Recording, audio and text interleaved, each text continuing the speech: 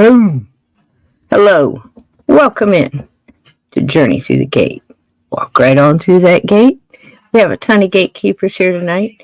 They all have their lit lanterns and their candles and their flashlights, and some of them got spotlights, so watch out for them. They're kind of OG, and they'll guide you along the way. Welcome in, welcome in. If you're here from Steve's channel, welcome. He is going to be on here in about two shakes of a ghost sheet, and we welcome you in tonight. Thank you to all my mods. Thank you to all the gatekeepers. Welcome tonight. Wow, what a day, huh? Did you see the eclipse? Did you see the big, you know, did you see it? I saw a little bit. It was kind of almost full, I think, over gosh, I forget how far up, but some friends in New York, and there was a lot of people in Niagara Falls. Probably, I think they said almost like 1 million people out watching that. And it was funny how something like that can really pull complete strangers together, whether it's it's almost has to be an event like that, where a bunch of strangers get together, and it's, not sports, and it wasn't anything like that. And it wasn't a concert. It was just an event. And just something as seemingly simple as the sun being blocked out for just a moment or two. The whole crowd just roared, like it's wow, and you could just hear it. So it was interesting, very interesting to see that. I got a lot out of that, total strangers sharing a moment in time like that. That's pretty cool. So I hope you got to see it if you wanted to see it. I don't know what you were doing during it. I was cleaning the house. It was a perfect opportunity to clean out the refrigerator and, scrub the house clean and do the salt stuff and the holy water and the whole shebang, the sage. And it was so neat because I didn't realize how much sage I was burning because I was just going for it. And had a big old thing. It was fun. And I go in and I look at the boys. There's Spirit and Bucephus. They're laying on the bed and there's this haze.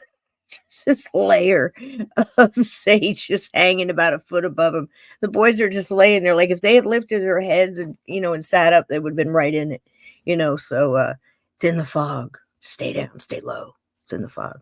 So I hope you're doing well tonight. Without further ado, Vixen Doe, Scott, please email me. Vixen, I think you have Lynn Monet's email. You can email her directly. You guys are owed some books, and I don't want to forget about that.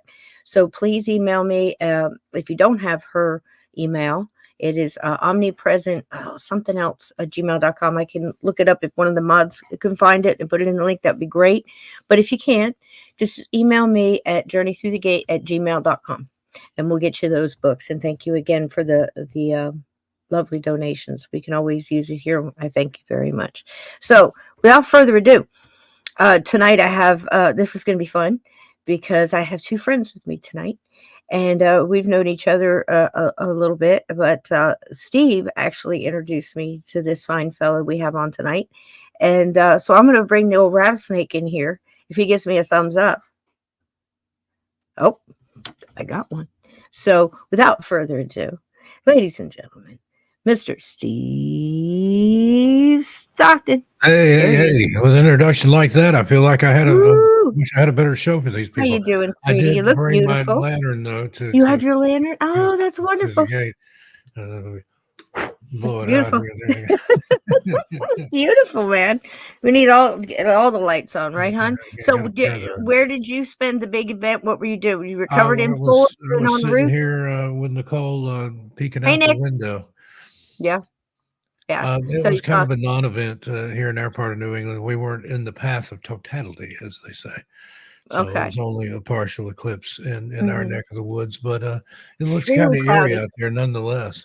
Yeah, it was extremely cloudy at certain times, so you could see it. And it was almost for a few seconds there. I was looking out the window too. Like I said, I was busy. There was so much energy going on. I was just like, well, I hate to waste good energy. I was flying around here on a broom or an electric vacuum or something. Yeah, there you are, riding your Hoover around. Hey, Lee G, First Floor Audio. Hey, Lee, welcome in. And howdy, but that's, just expel the energy quick. You need to ground, just, get busy with it, put on some music, and we had a good old time, and, wound up with a clean house and, tired me.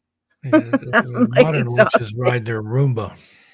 It's a lot, meditate, you do all that, and pretty soon you just got to get up, move with the energy. The energy was so strong as as an empath. I was going to ask you right straight up, where did you feel anything different? Because I mean, it Oh shook yeah, me up like I've 4 o'clock in the got it morning. before. Just there's a weird energy anytime there's a lunar or solar event like that. Mhm.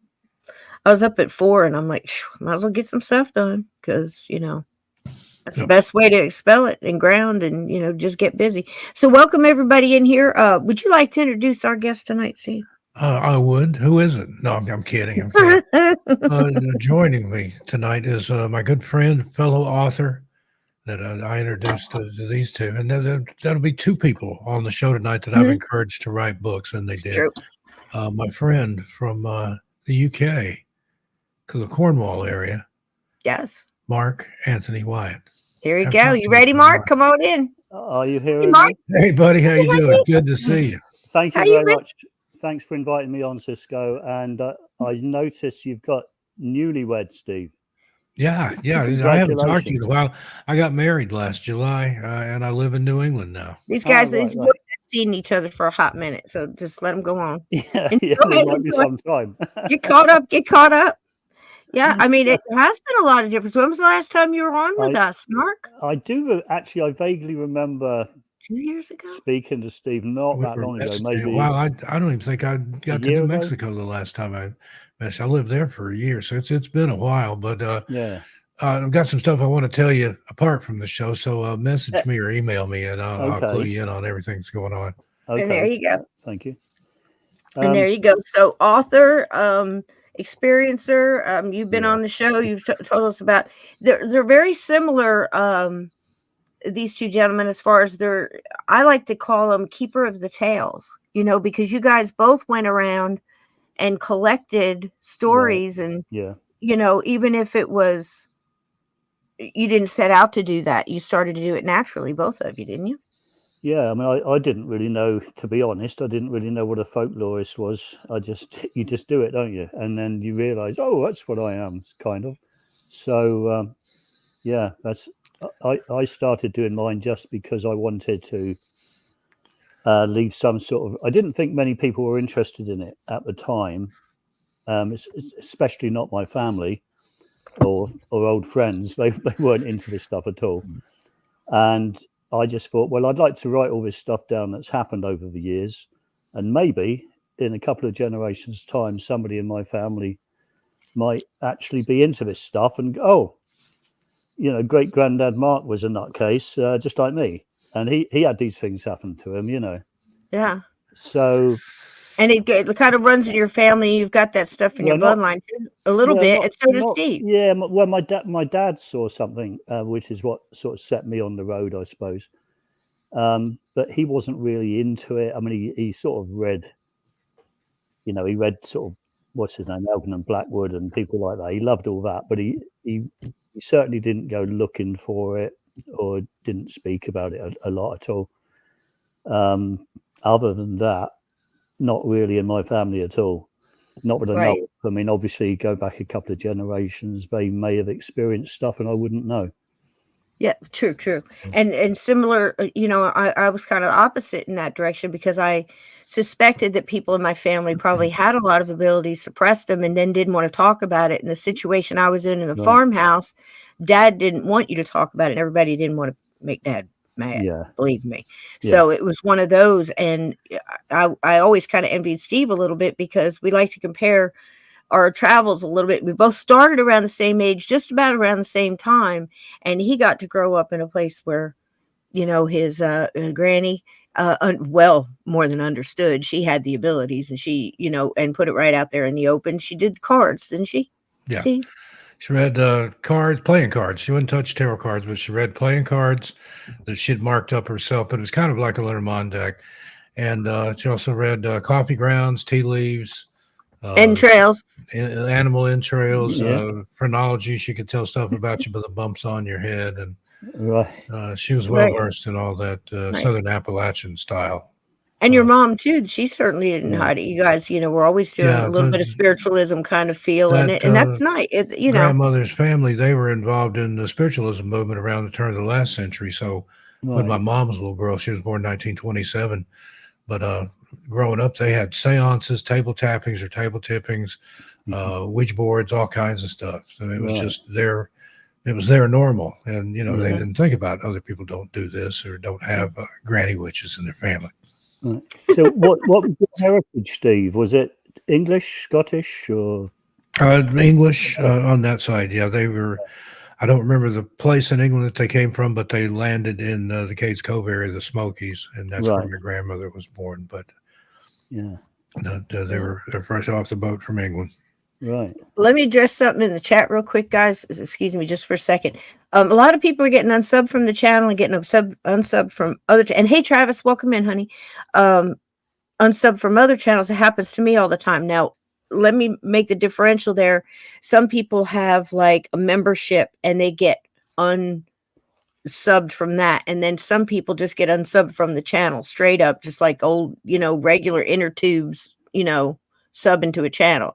And if you're not having that happen, you're not getting notifications and things like that. It happens to me all the time.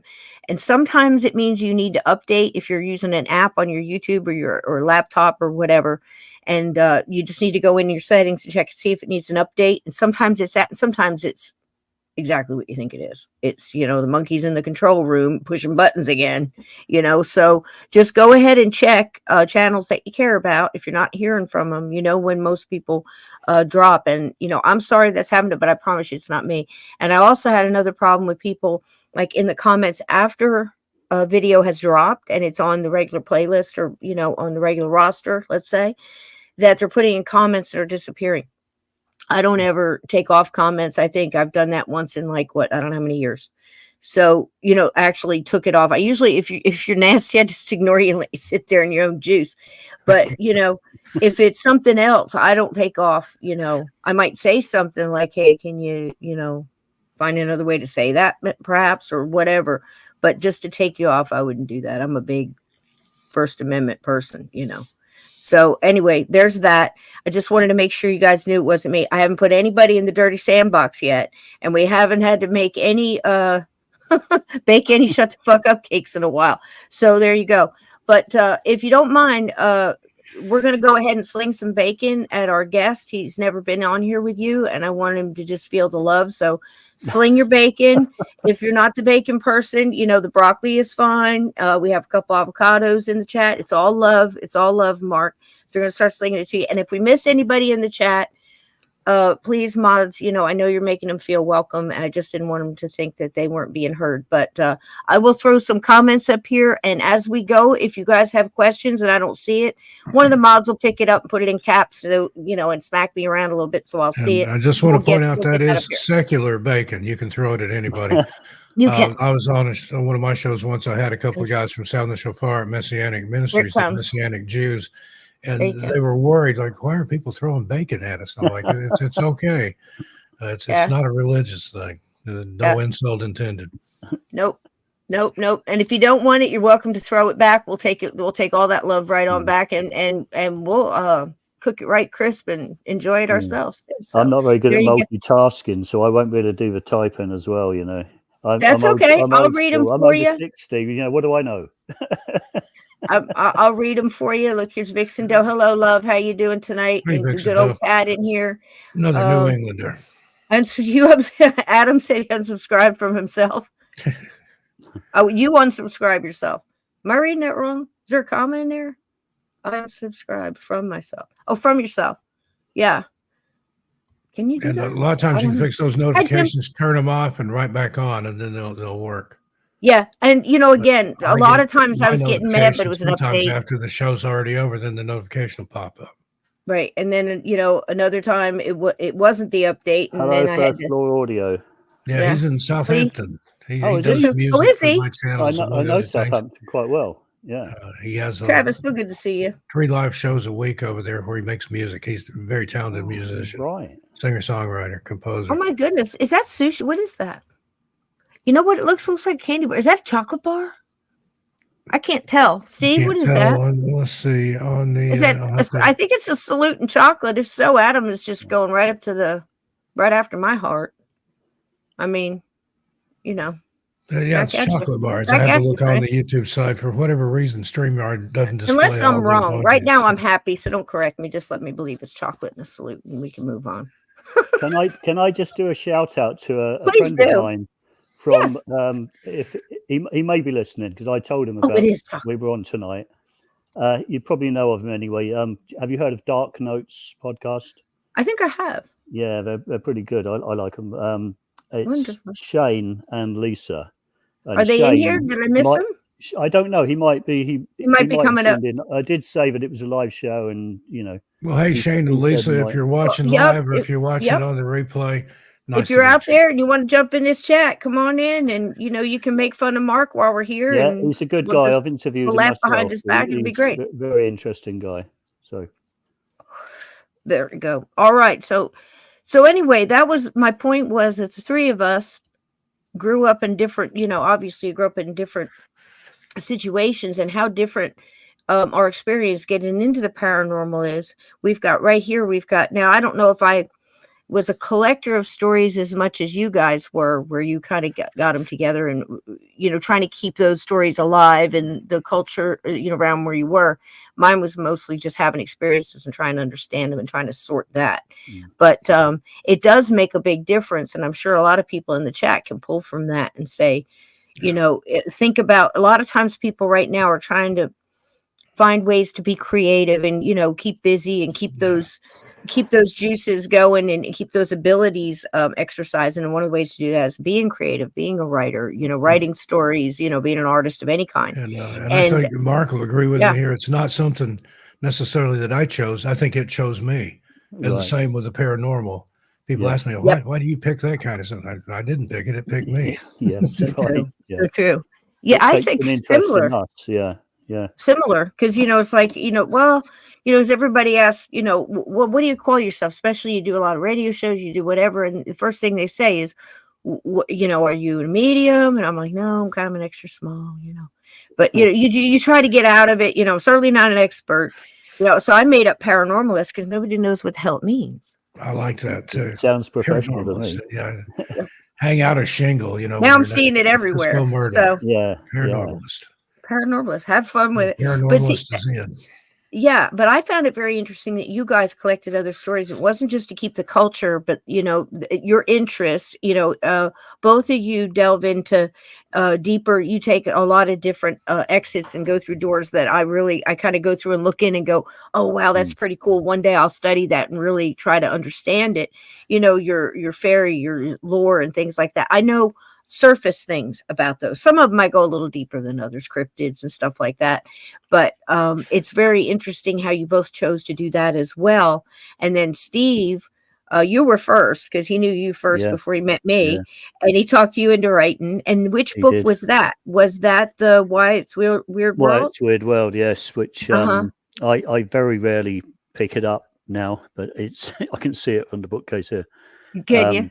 I originally did it on Kindle, and then I think about 2 or 3 years later, I put it into a paperback, and I basically tidied it up sort of grammatically because I've sort of been learning. Thank you. I've been learning one in the middle. Job really, yeah.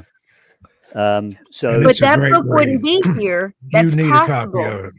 Yes, and it's possible this book wouldn't be here if you guys hadn't met, because you hadn't intended to write. Yeah. And I hadn't intended to write mine. Impetus, but if you don't like it, blame me, but you're going to like it. And that's kind of cool. And I remember when, he was telling me to, if you don't write it, they'll leave with you. And that's not only did I wanted to make sure that I said this, and not only did he kind of talk me into doing the book, and we did it together. We had a blast and we learned a lot about each other, over the years and stuff like that too. But I don't think I would have done the podcast and the radio shows and everything else and got deep and into that, met the people I met there if I hadn't done the book. So again, this is like I was saying last night, the ripples. You drop a pebble in the, and humanity is the water, and we still, and affects so many things. So all of the, good times that people had, and the reading, if you read all these books, and Steve's books and mine, and maybe soon to be Mark's, during the rainstorm, I had that chill and that guitar. It's because of Steve. Yeah. And it's just neat. And I just wanted to show that because I was the one throwing rocks in the pond. Yeah. Isn't that cool? It's amazing, really. I mean, literally, I know we're all like this because we're all so into it, and we've all got all these connections.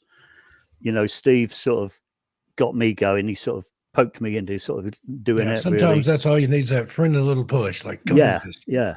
And it's then I ended up on I think my very first it was either Jim Harold or Soraya as Cuff, I'm not sure. And I can't go back and listen to them now because even though I must have been, oh dear, when was it? I was probably in my mid-50s when I sort of came out into that world. Came out is probably a good word, because not in that way. You know what I'm saying? I came out sort of supernaturally out of skeleton closet. So basically that sort of, so Steve's initial push.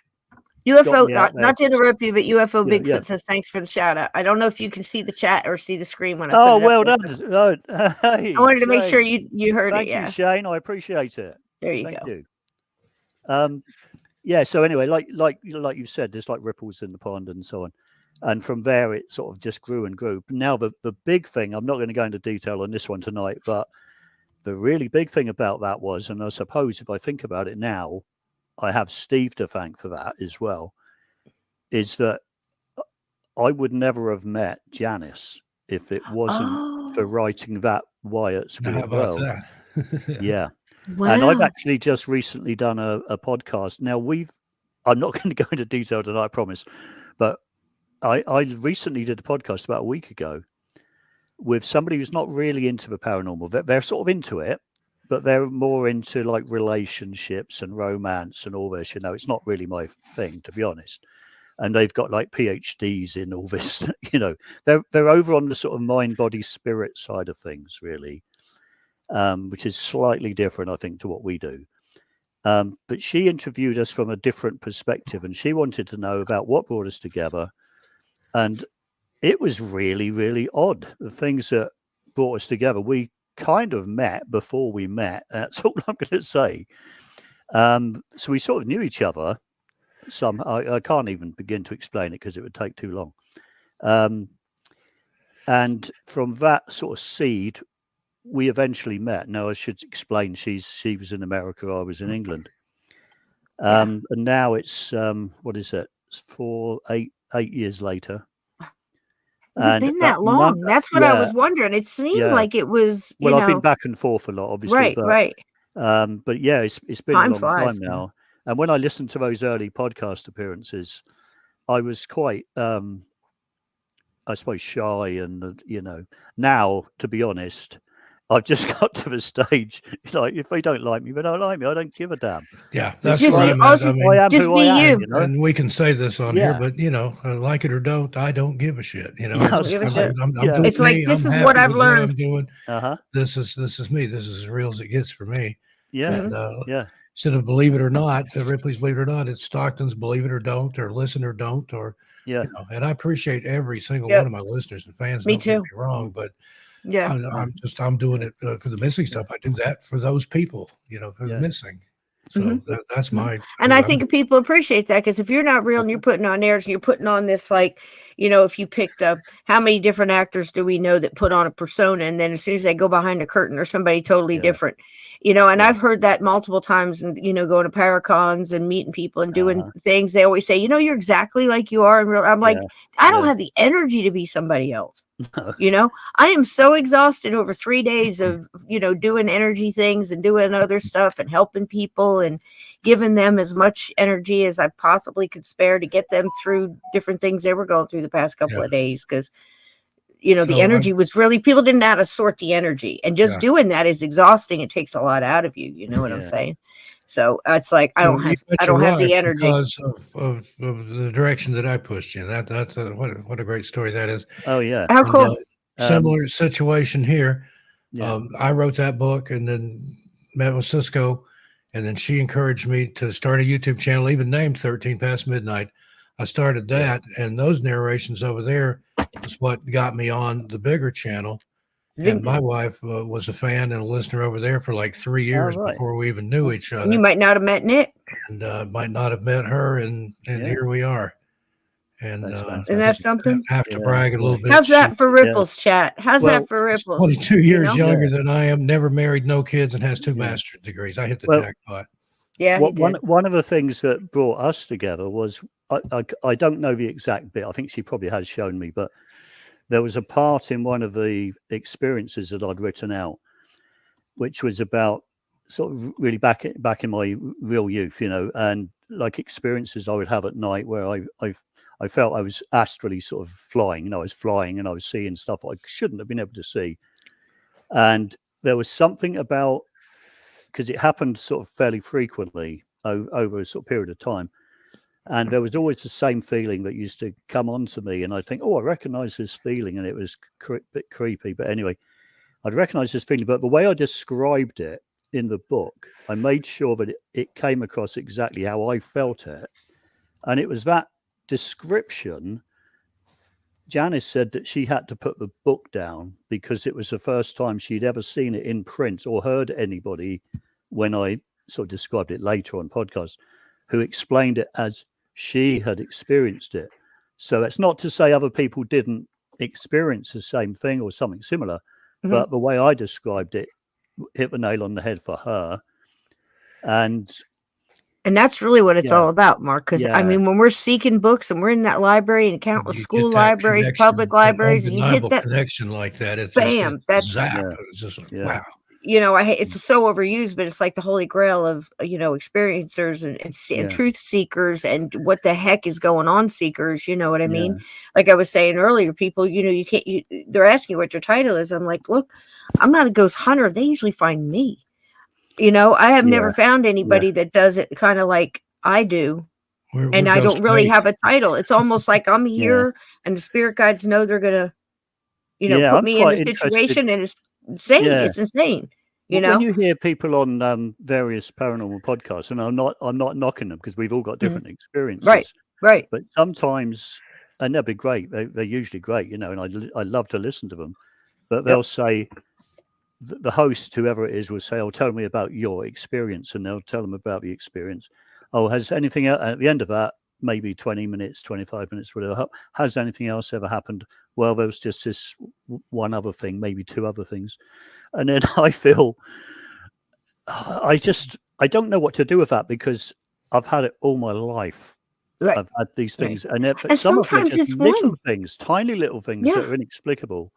And other things are quite, so when I've written about some of the stuff, because I am a writer. I mean, that's what probably, when I write about them, I know this is difficult to explain, but I like to put in everything about, the history of a place where these things happened.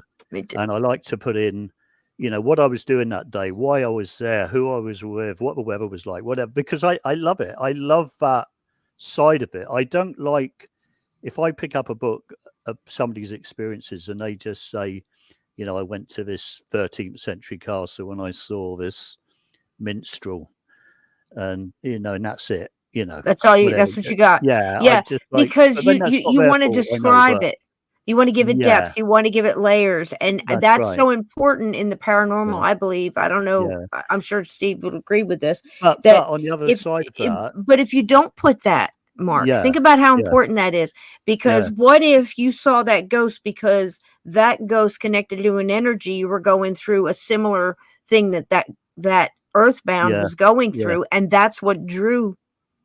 I talked to a young man a couple weeks ago. He was in a room. There was like, I want to say 8 to 10 people there. He saw a full apparition walk like from one room to another across the hallway, like think of a long motel hallway. Walked across, stopped, almost turned, looked at him, and then kept on walking. Nobody else saw it. That sounds like, and I'm like, I'm like, what were you going through at the time? What was there? Was there something you were going through? Think deeper. think deeper. Yeah, So I think right. that's important you do that. Go ahead, Mark.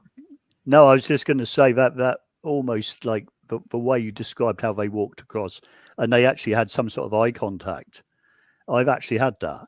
But, well, we all know this because you've been talking about this stuff for years as well. But there are different types of ghosts, whatever a ghost represents. There are different types. I mean, I've seen sort of like what I call like wispy, cartoony sort of sketch, like cartoony sketches almost from a distance, something running across a road. But I've also seen full-bodied quite frequently. But then I don't know if those I mean, I was talking about one particular case just yesterday to Janice, and we were watching something else, similar sort of stuff on the TV, and it sort of makes me wonder, well, did I see a ghost or did I see somebody sort of like slipping through time? And, you know, what's the difference? It's like, how do I know it's one thing and not another? These are the questions. So even though we see stuff, we don't know the answers, do we? We can only guess what these things are. Sorry. So I was referring to the, I don't know, stop me if you've heard it before, but like I met a vicar on a platform. I think we've lost you, Cisco. Are you still there?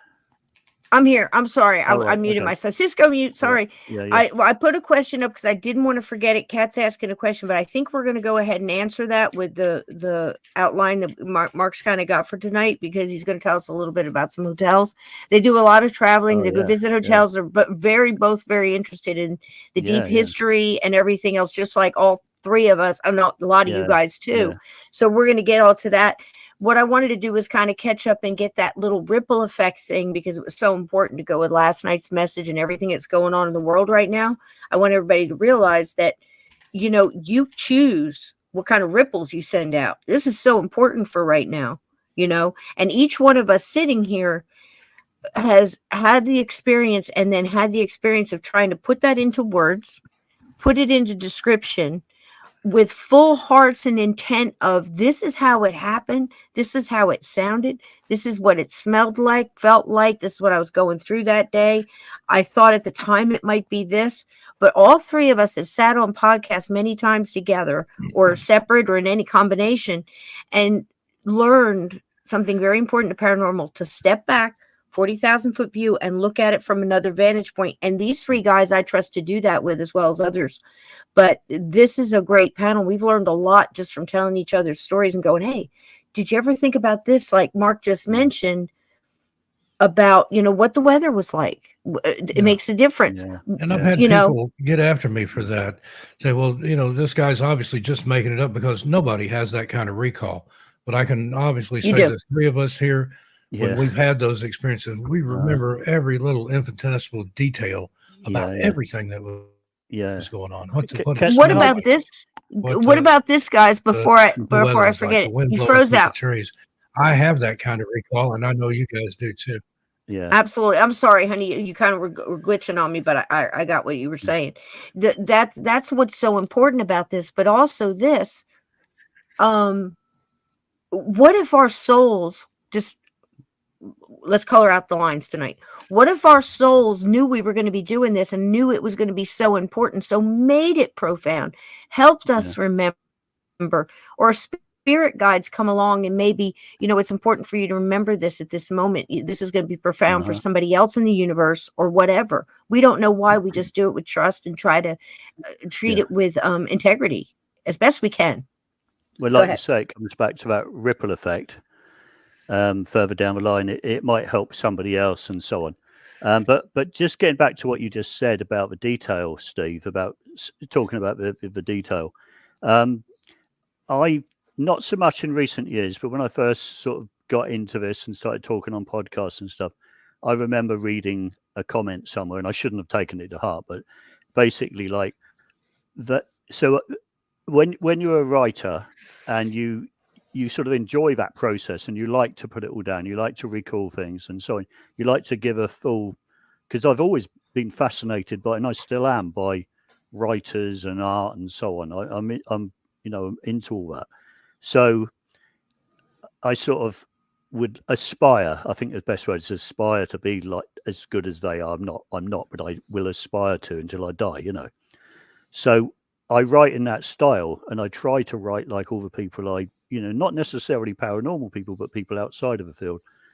And in doing that, I'm getting to the point. Sorry about this, but in doing that, there are people out there who will say, "Well, there's way too much information." I don't. Many times. He's spinning a yarn, and it's like I can't win because if I put out like the bare bones, it wouldn't suit me anyway. I can't do that. Yeah, but I like to put the full thing out there, and like we coming back to what we said earlier. I've got to the point now where I don't really care. I know what I've seen. I know that I'm not crazy. I know I wasn't. And nobody's ever going to convince me otherwise. I was there. So, I know what I saw. Yeah, exactly. I know what I saw. I just saw a movie not too long ago, and the guy asked him, "Well, how do you know that happened?" He goes, "My first clue is when I saw it happen."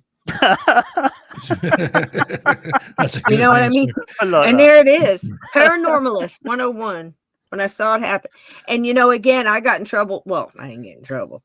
They started to cause trouble. Let's put it this way. And I was like, okay. I said, okay, let me put on my bartender, hat right now. It's like, let me deal with these, drunks at the bar. I mean, that's how it was like. I'm like, I'm here for an hour. I haven't told one ghost story because they're asking me strangest doggone things. After you, come on. Yeah, I mean, it's just awful. But anyway, I've been in all kind of situations like that. And then people just want to battle. I'm like, dude, I'm going to sit here and you're going to prove to me that there isn't and go. Yeah. Good luck. And I don't care if mass hallucination, I've gone through the whole gauntlet, Mark, of decades and decades of, listening to people give others wrong information and treat this whole subject like it's a frivolous little thing and just be so direct and say something as, I don't know, like all accident victims never cross over and always become ghosts or something. Just that sounds ridiculous, but I've heard people say this, and it just got to the point at one time where I'd start calling in and go, you know what I mean? I have some questions, because here's the thing. I always tried to look at it like, I don't know who's going to read the book. I don't know who's going to listen to the story. Okay. And there might be somebody out there that'll comment 3, 4, 5 years later and say, you know what? The same exact thing happened to me. And I never thought about it. Might have been my dad that came in there and his energy woke something up. It wasn't just that affecting him. Both can be true at the same time. Yeah. And then ricocheting off of energy and things like, if we understand what causes something, whether it's a haunting or how to prevent, putting your life savings into purchasing a house. And then next thing you know, you got a basement full of demons or whatever it may be. You never know. I'll tell you what, earthbound regular human being ghosts can be just as horrid sometimes, because they have no idea what's going on and they've just been collecting energy. And I love what you said about you even dig a little deeper sometimes. I'm speaking, for myself here, I can't speak for Steve, but digging deeper into the history of something. And I think that's important. I wouldn't say ever stop doing that, because what if you unfold something that gives you a clue that changes everything you thought about what you went through? Yeah. It's important to do it. I think it goes hand in hand. I really do. Well, that actually ties in with the one that I sort of had on the edge of my mind, ready to, please do tell. With the guy that walked, somebody told you about this. They'd seen this ghost, and he walked across, and there was a sort of eye contact, so he's obviously aware of him. And then I was sort of started telling you about this. It was in the weird world, and I haven't thought about this for years and years and years, so I can only just give you the bare bones. But it was a Saturday morning. I was about 21, I think, 2021. I'll tell this quickly. Anyway, so I was waiting on a village platform, railway station, and in England the platforms are like I suppose 3 foot maybe off of the rails, whereas over here in America, I noticed they're always sort of level, aren't they, with the land around them? But there's like platforms. So I'm stood on this platform on my own in a small village where I lived. Saturday morning, it's daylight, and I'm waiting for this little branch train to come along. It was on the like the Reading. Anyone in England will know, like the Reading to Red Hill, which is like Gatwick Airport. And it's a little train that comes along with 2 or 3 carriages. And I'm just waiting, and I've got down there a little bit too early, and I'm bored, and I'm standing at the side of a platform, and I've got to go into Guildford where I lived. I lived in this village to catch another train. And as I'm standing there and I've got time to kill, I'm doing what a lot of people have done, I'm sure. I'm just staring blankly at the railway line. And there's like, you always see all this junk down there. There's like pens and lighters and cups or whatever. It's just junk. And I was just looking at all this stuff. And I'm waiting just for this train. Then I see these lights, because it's a very, very long straight stretch, very flat stretch to the next station, which is where I was born, actually, Chilworth. Well, I was raised there, I should say, not born.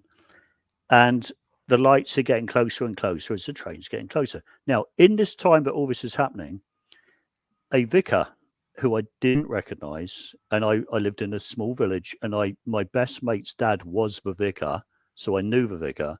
I'd been raised in the church when I was younger at C of E, so I knew the local, what do they call them, lay clergy and all this sort of stuff. I knew them by sight, if not by person.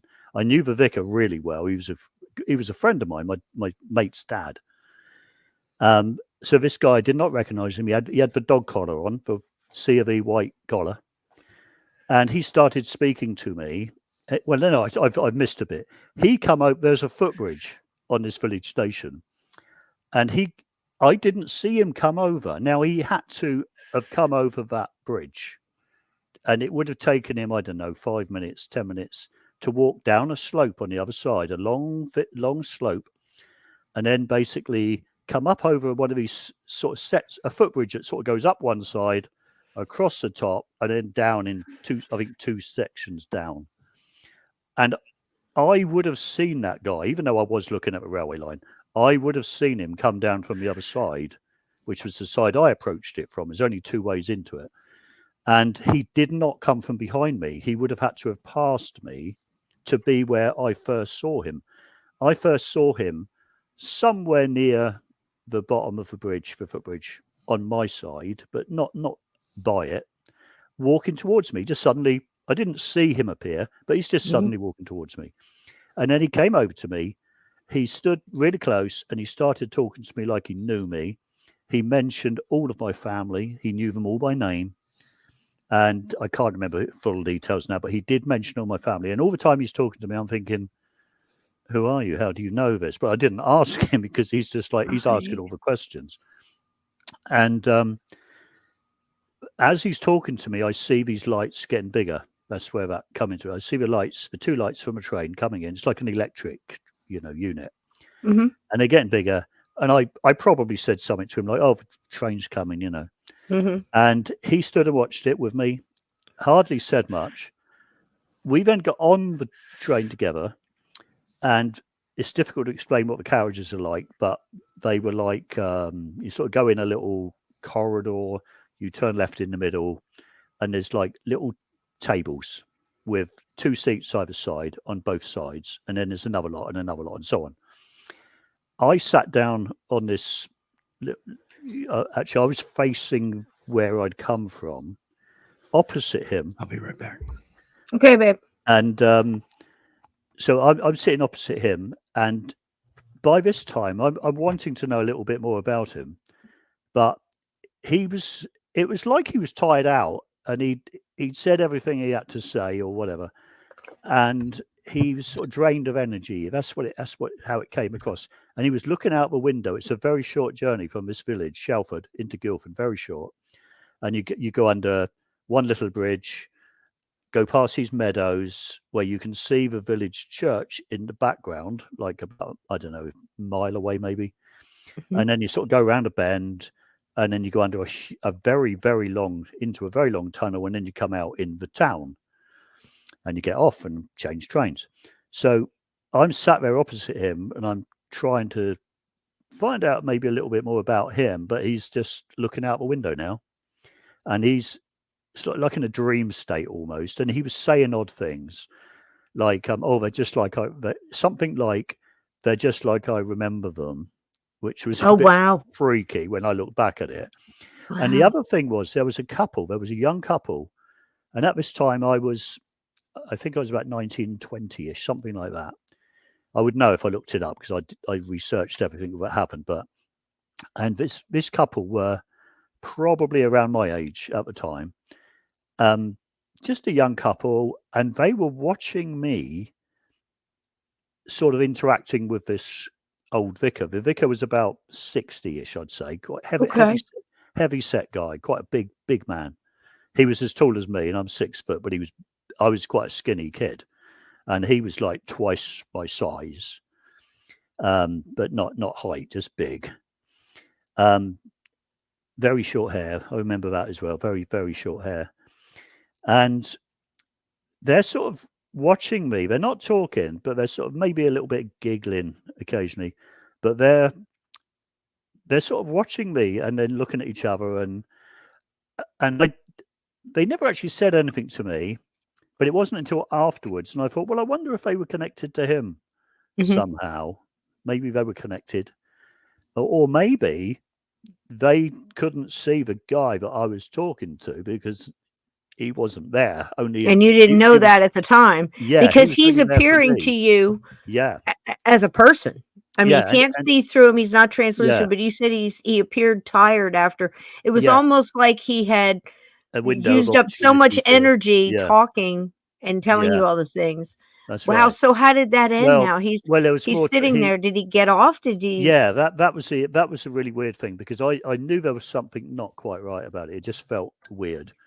So when I got off the train, and it was busy. It was Saturday morning. People were, there's a lot of people working retail and stuff. A lot of people were getting off the train. I was going on to the next town, which was Woking, so I had to catch another train. And I had to change platforms. But as I got off the train, I looked back in the window where I'd been sitting just to get a last look at him before I went. I was going to acknowledge him, and like goodbye. Yeah. Yeah. He wasn't there. Now, he never got up and followed me. And I went up and down. I mean, there are toilets on the trains. I don't know if they still are.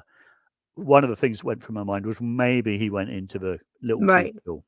At the end, there would have probably been one, but you don't generally. We're not supposed to use them in a station. It's very unhealthy and horrible, So I don't think he did that. But I walked down the carriage, and I was just looking in every window to see if he'd gone down the carriage and off another door. I went up and down. I looked everywhere. There was no sign of that guy, and I couldn't see that couple either. Could not see any of them. Wow, gosh, this reminds me of a King story where they all go into this little diner on the side of the road kind of thing, and a similar kind of a story where everybody's talking, but they're all dead. It turns out they're all dead. Oh, right. And everybody thinks the other one's acting funny. Yeah. I don't know. Wow, that's wild. Now, the whole time you're telling me that, Mark, I'm kind of like trying to pull in the energy and trying to see if there's anything I can pull off of this. And the first thing that came to my mind was when he came up to you, it almost seemed like he came up to you directly. Yeah. He knew your family. I've got my theories about this. Do you? But see if I'm hitting it. Let's see if I'm hitting it. Yeah. What if this possibly, did you have anybody in your family that was clergy? Could it be an old grandfather, an old uncle that you didn't know? No. I mean, that knew your family. There was a churchy guy, but he was a musician. He was like a choir master and so on. But no, he didn't wear a dog collar or anything like that. And he didn't look like that. He was quite a slightly built guy, and he wasn't tall. Okay. But no, my feeling was he might have been a sort of guardian angel type figure. I think now this ties in with other things, because do you remember me saying how I was just standing at the side of a platform looking on the line? Right. Now this gets weirder.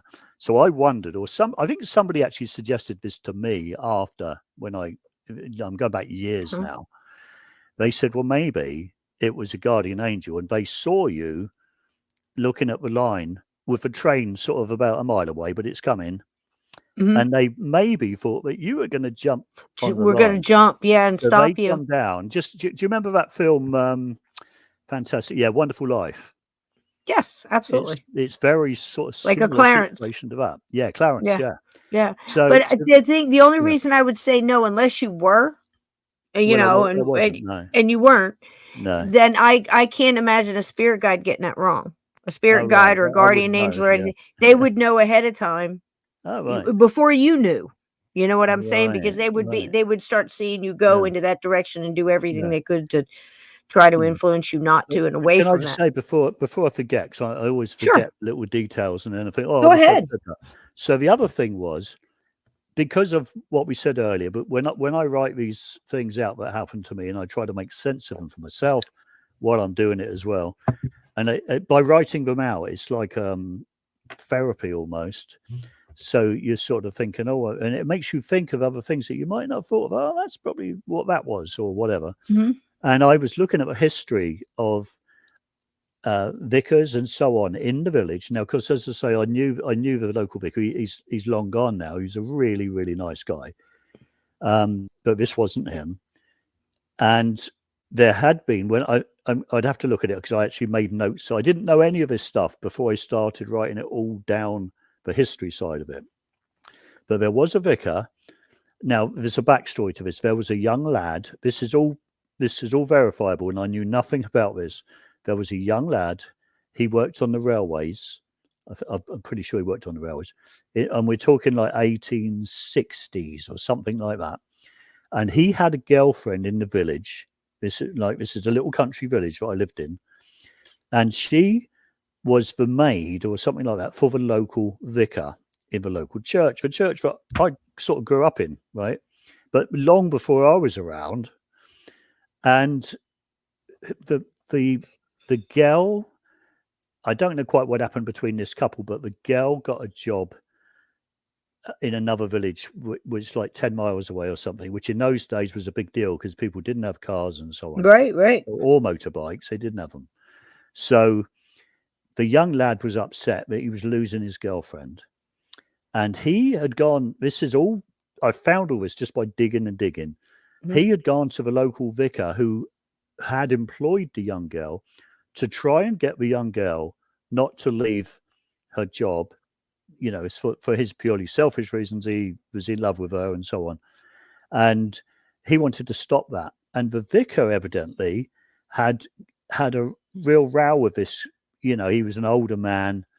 He was just like not thinking it through from a kid's perspective, you know. Mm-hmm. And he was really horrible to this kid and told him, you know, I suppose told him to get a life and, you know, plenty more fish in the sea and all that. Right. Whatever it was.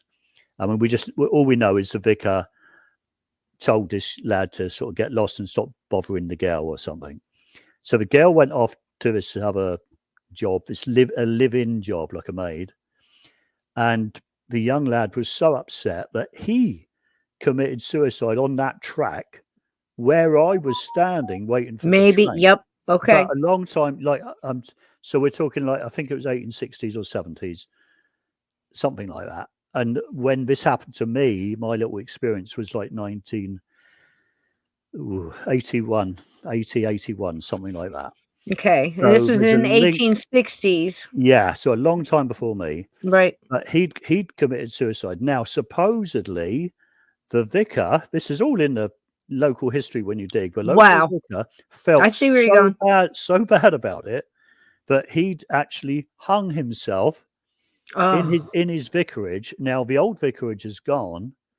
The actual vicarage, the new vicarage, was the one that I grew up with because my mate Tim, he moved from the west of England to where I was in the southeast at the time. And because his father had got the job of being the new vicar in our local church. And that's how I met Tim. He would have been about 8 at the time. So I had been going in and out of that vicarage from about the age of 8. So I knew that was a different vicarage. So I knew that vicar. It wasn't him. It was nothing to do with him. Right. And I actually met, I don't see Tim that often now. I see him maybe once a year at most, but my sister still knows him. And I was flying to Finland with him and a few other lads about 10, 12 years ago to see another one of our old mates. And I got him on his own, and I shouldn't have asked him really, because he's very nuts and bolts, very materialist, nice guy, but he just doesn't get this stuff at all. Right. But I asked him whether he knew any sort of lay clergy vicars connected to his father. His father by this time was elderly. He didn't die until maybe 5-6 years ago, I think, something like that.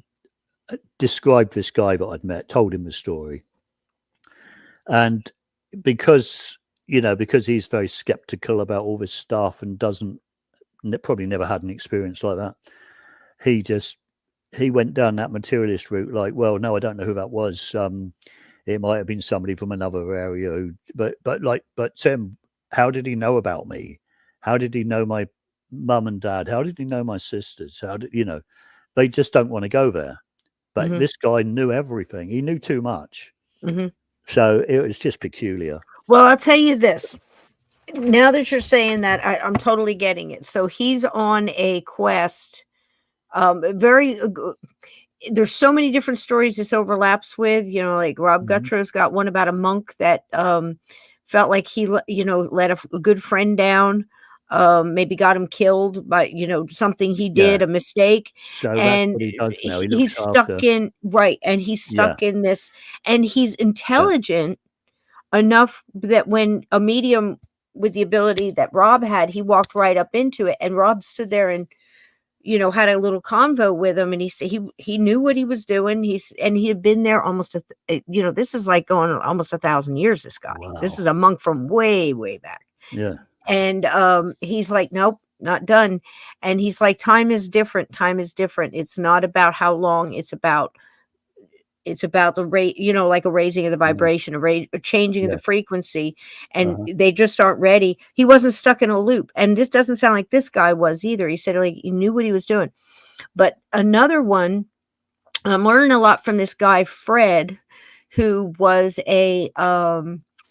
I want to say he was like a dock worker on the Thames, probably back right after the Second World War, somewhere around in there, maybe, right after that. And because he spoke about fighting the Japanese, and he was all stuck in that lower vibrational hatred, anger, different thing. And plus he was also accused of his own death, and he didn't do it. It was an accident by somebody else's misdoing, but he was mad he was getting accused. So all these little things with him. When he walked in the room, Mark, he hadn't met anybody in the room, and I say walked in the room via the medium, that was having a conversation. The people in the room were probably 5 or 6, and he would turn and start to speak to one, with his voice basically, and direct his conversation to a person in the room, and he knew almost everything about that person. Surface stuff, who he was married to, what his kids, well, you've got those 3 kids, don't you? And you're married to that. And he was mad because he was a man married to a Japanese woman, and this is what got him going on a row, and they were able to work with him a little bit and work through some of that anger. And the spirit guides that were standing in the back of the room that nobody saw, but most of them knew that had been there. It's like a crowd with a queue, and they're like helping people through. It's an amazing thing. But what I, learning from him is, here he is, he's an earthbound. He wasn't a spirit that had crossed and come over. Okay. Which you would assume had more knowledge and more ability. You would assume, right? Through time and experience and data. This guy was an earthbound. Still, the first words out of his mouth when he kind of realized how it was working, and he's speaking through this medium. The first thing out of there it wasn't his fault. So death state in his death echo there, first thing out of his mouth, and then he started to peel back the layers of the things that were holding him here. So it's possible this guy is very much like that, because there must be a knowing when he steps into your energy. It's like, let me mention family and all the things there are to live for. You see what I'm saying? I don't know what he Yeah. said to you, but you said he asked you Yeah. about your family, like, how's such and such? How's so let me, Yeah. Yeah. let Yeah. I me never really connect him looked. into that love Yeah, I energy, never really looked about that. I was more sort of going down the route of how did he know? Right. Well, Rather it seems than like they can. why is he saying it? Yeah. Yeah, even somebody like Fred, who Yeah. was very, I don't want to say low energy, but he was very kind of unpolished energy because again, somebody right behind him came through and had been through before. So it's Yeah. like that well-worn path we talk about spirits Mhm. come in and they've been in before through this medium or another medium or whatever. And it's kind of like they get it easier because they've driven that path before or whatever you want to Yeah. call it, and this guy sounds like he does it a lot. So he must get the feeling of there's somebody. He's looking down. Maybe just the stance of you looking down was enough to trigger Yeah. Yeah. him to push into your energy and go, okay, what's his Yeah. Yeah. family? Does he have a Yeah. girlfriend? I'll mention her. I got to get him off of that, back into this world and, all the things there Yeah. are to live for and just sit with you Yeah. for a while. And was he talking to you very much when you were sitting on the train, when he was Not looking at so the much on. meadows? Yeah, not so much on the train. I remember sort of leaning across and trying to get him to talk, and he was Yeah. he Very was just like, tired. "No, I've done my bit now," and he Yeah. was just looking out the window, and But almost melancholy as yeah, well. but as yeah, very much so, because Hmm. when you go under this little bridge, and that bridge is quite interesting actually. This is a side story, but the little bridge on that village station during the war, there was the Second World War. There was a train that came in. They were taking petrol to an airfield, like just carriage after carriage of this stuff. And somehow there'd been a bit of a pile up. I can't remember exactly what happened. And there was a fire, big fire, and the whole of the station. There was this massive fire, and this bridge was still like hardened steel, and the steel you can still you can still see the where the steel actually melted in places with the heat from this train. And that's not connected, because I looked at that and wondered whether there's any connection, but there Right. were no deaths or anything. It was amazing. Nobody got killed on that. But also, when you go under that little bridge, it's the A281 road that goes from Guildford to Horsham, I think it is. But when you go under there and you sort of come out the other side, you can see these meadows and trees, and there's a canal and there's a river. Hmm. And in the distance, in the trees, you can see the church, the local church. And this guy was looking across the meadows towards the church, so he would have been, had he have been there before at some point? As I And did he maybe he was say, as having I like a, remember? They look yes, like I remember them or something like that? similar. Yeah, it's like, oh, they're just like I remember them. But it was like he was saying it in a very sort of sad way, Yeah. like he hadn't been there a long time and it was bringing memories back or something. Wow. Wow. So yeah, it was a very strange experience. Now, is there any way you can, well, 1890, I don't know if there are any pictures or anything. Where whatever church it was might have something in Yeah, the yeah, the I found it in. historical Yeah, society or something. But that's wild. I just search on Have you gone back and online and stood stuff. on that? Have you gone back and stood and said, "Are you Not there?" It'd be no, nice if you could never. have a No, conversation with him now, you yeah, know, yeah, that yeah, and yeah, let him know it's like, you can like let him, even if you yeah, just sat there and yeah, told the whole thing about, you can let it go here and tell the story yeah, and yeah, say, yeah, yeah, I release you. It's fine. Go get you've done yeah, enough. You've helped enough. yeah. Well, I actually, wonder if he ever yeah, stopped a suicide. Can you imagine? I mean, there's so maybe, yeah, much to the yeah, story. yeah. I mean, the What other thing if? is that the actual trains themselves. There's something about trains. There's something about the nature of trains. Especially in England, because you've got electric running through the rails. Unlike in America here, everything's just I don't know. It's just they just roll on them, don't they? I mean, I'm Mhm. not sure about the Amtrak. That might be different. Mhm. But Wow, it's wild. I think there's a yeah, connection there. I really do. Like I yeah. said, at Well, I first I think thought, there's an and it's so energy, much isn't fun there? to look at these. There's So so much fun to look at these stories you hadn't heard before. And then you mm, have a little bit of the energy, and I wish more people would do it like that because, mm, and I think a lot of people do. There's an awful lot of diverse groups. And, 20 years ago when I was doing this show, my main thing was, okay, we got to stop with just science and no feeling and get a combination of both because look at yeah, how you know, that could have been taken in so many different ways. And if you didn't have the information or found out about that whole thing, because I would almost imagine that young boy's spirit may very well be there too, you know, and any places like that, there's, you know, and connecting him with that energy, but to come out with that kind of energy, that burst. Well, the other thing is, and communication is solid. That, you know, the whole thing of people jumping on lines as well is like quite a common thing. My father was a postie, a Royal Mail guy. Well, he was on the steam engines before that, but so he sort of like he worked on Guildford Station, which is a really big railway station. Which I'm going back now to like the 70s and 80s. But he knew all the drivers and all the various railway staff too. But they were like one big gang, you know. They all sort of got on well together, because he'd worked with them as well. And every now and again, there was like he'd be really late home when he was on a particular shift, and my mum would say to him, "Oh, you know, why are you late tonight?" And he would say, "Oh, and he would sort of say it a bit quietly. He would say, "Oh, they had a jumper." Well, a jumper was somebody who just basically jumped in front of a train. And what they would do, the guys that run the station would give like sort of get sort of guys that were there, like posties and railway workers, to help clear up. Basically, it's not very nice, but it would help. I know. Up.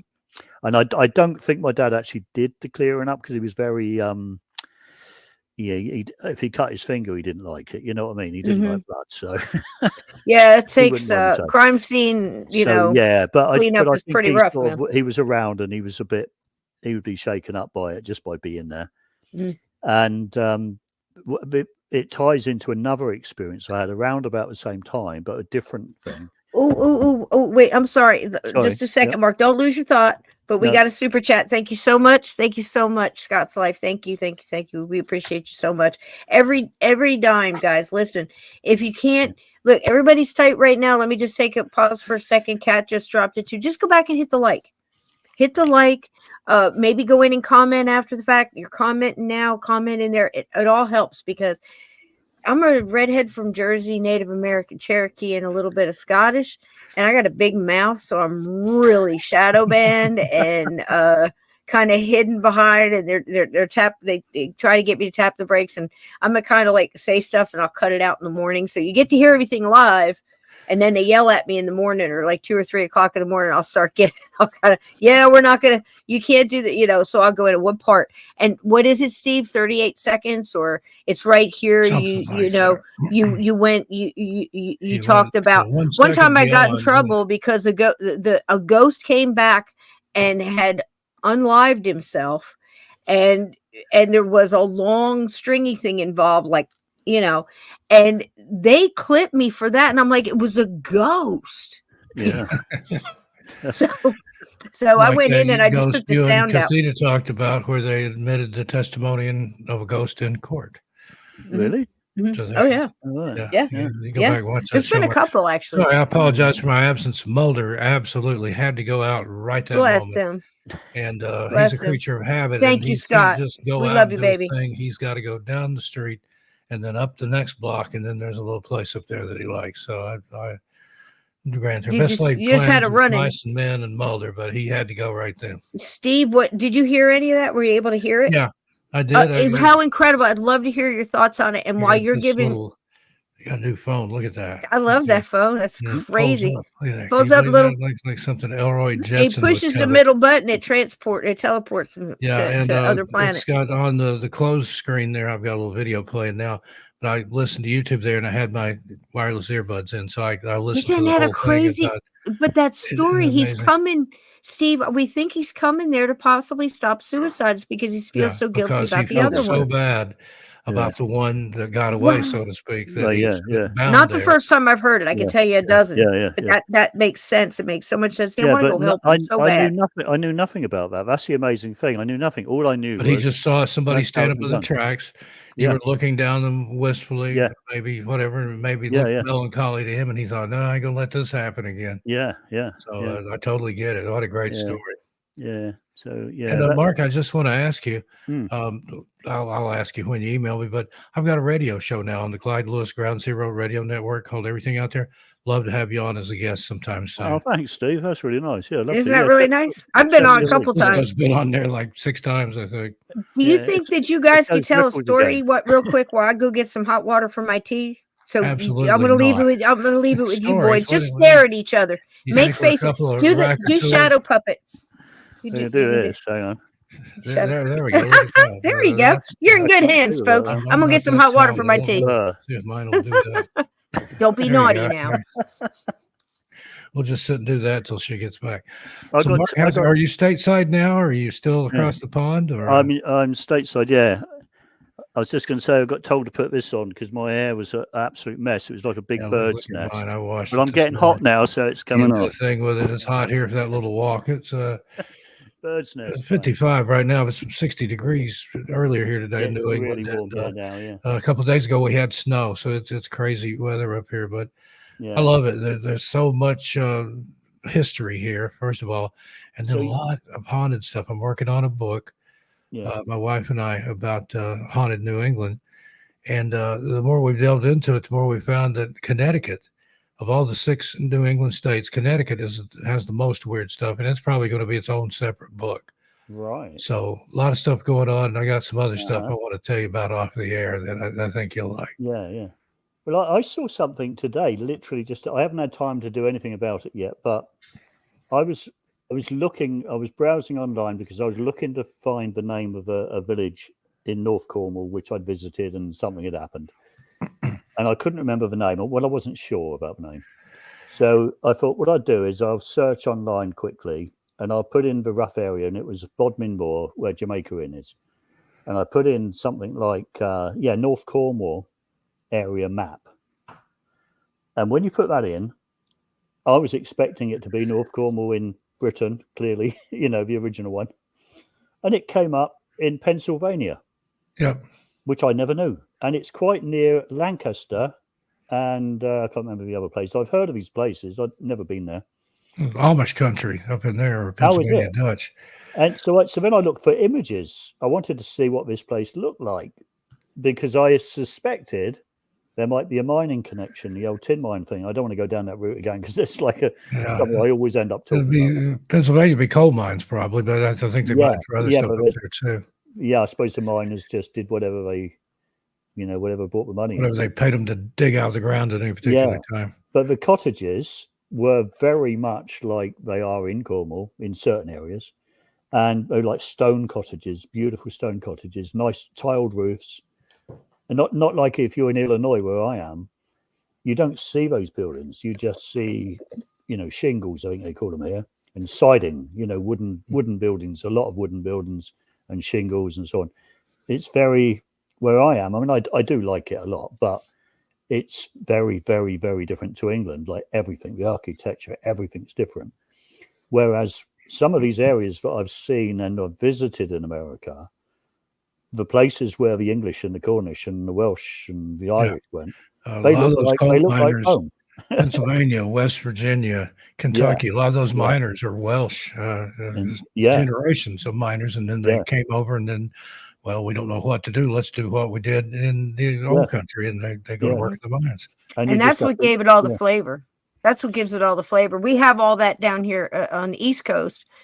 All the way through from, you figure from New York, if you follow just the coast all the way down from New York, you hit places like Asbury Park and Seaside and Cape May and all of these places. Sandy Hook is a little bit, it's up north, all these different places. And the architecture, the Art Nouveau and the carvings and the tradesmanship and the artisanship is just mind-blowing. And out here you see a lot of the blue top stuff is everything was copper. Just like Statue of Liberty, she started out copper and she turned tarnished blue. Else you see that they brought with them a lot of the buildings in the edifice of the facade there. They'll have the Green Man represented there. Right. Yeah.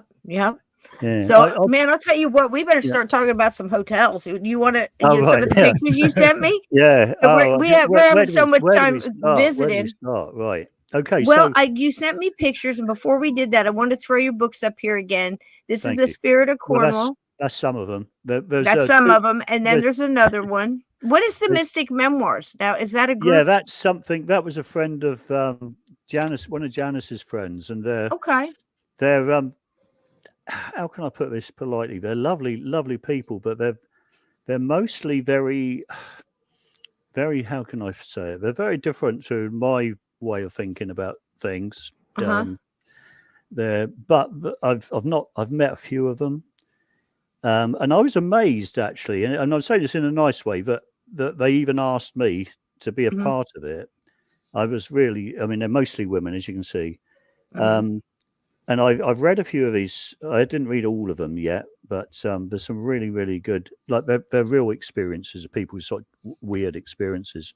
And I'm just like flattered really that they asked me to be a part of that. Well, there you go. And they've been really kind, you know, and I think I'm trying to remember what I did in the chapter about the strange owl guy that I saw.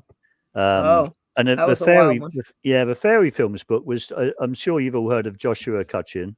Oh yeah. Well, I met Joshua in Nashville in, when was that, 2019. He was doing a talk down there, and I was doing the second one I'd ever done. And we got on really well, and sort of kept in touch ever since. And we sort of pop up on podcasts occasionally together. That's cool. He's a really nice guy. If you ever get a chance, you should get him on. Come on with him, and we'll get Steve and have a good time. He doesn't need me around, but he's amazing. He's just a fantastic. He's got a brilliant brain. Oh yeah, and he's really into all this fairy stuff as well. Now, okay, so you flashed up the Grand Central. I'll stop talking about that. The Grand Central. So, if anyone knows, there's a beautiful town called Eureka Springs, which is in Arkansas, or as I used to call it before I didn't know any better, Arkansas. Well, we don't know, do we? That's actually the origin of the name. I call it that. I call it that on purpose. They were in Kansas, and then they moved over, and they thought, this is Arkansas, and then it became Arkansas. So you're spot on there. Didn't know. Really? Anyway, so we've been there a few times and absolutely loved it. And I hadn't been to that hotel before, but we'd seen it. And we'd been, there's probably more than this, but there's 3 really good hotels. There's the Basin Park Hotel, which is extremely haunted. There's the Crescent Hotel, which is extremely haunted.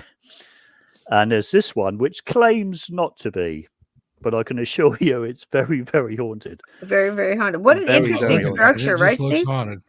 Yeah. Sorry? Yeah. Yeah. So anyway, there's an underlevel.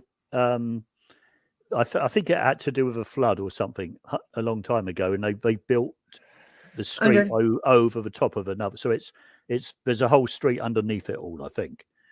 And they used to run spring water down the hills. There's hills there, which is another thing which I love because I come from that. And of course in Illinois there aren't any. So it's like I find it quite hard living here because everything's flat. Yeah. But it's got its own charm. But I do miss the trees and not so much the trees, but the hills and the valleys. So Eureka Springs is a fantastic place. Is that the grand staircase in there? Yeah, no, that is fantastic that you put that up because I don't think that's the actual bedroom we were in, but this is the landing on the top floor by the look of it. This looks like where we were. So we were in one of these rooms. I mean, I'm talking now about 2016 or 17. I sent you the receipt, which Janice found earlier today. Right. Oh, actually, we're getting confused now. This one on the far right. I got 2 together. Yeah, that's a. That's the other one. That's the other one. But the one with the piano. California, that one. I'm not sure about the piano. I don't. That was on their website. You sent me. Yeah, that might be the Grand. That might be the Grand. Yeah. Okay. So anyway, I'll tell you what happened. I'll try and keep this brief because it's great. Sure, go ahead. And it was at the Grand. Yeah, so I'm talking about the Grand now. So we'd been there before. We'd been to the town before. We knew it quite well.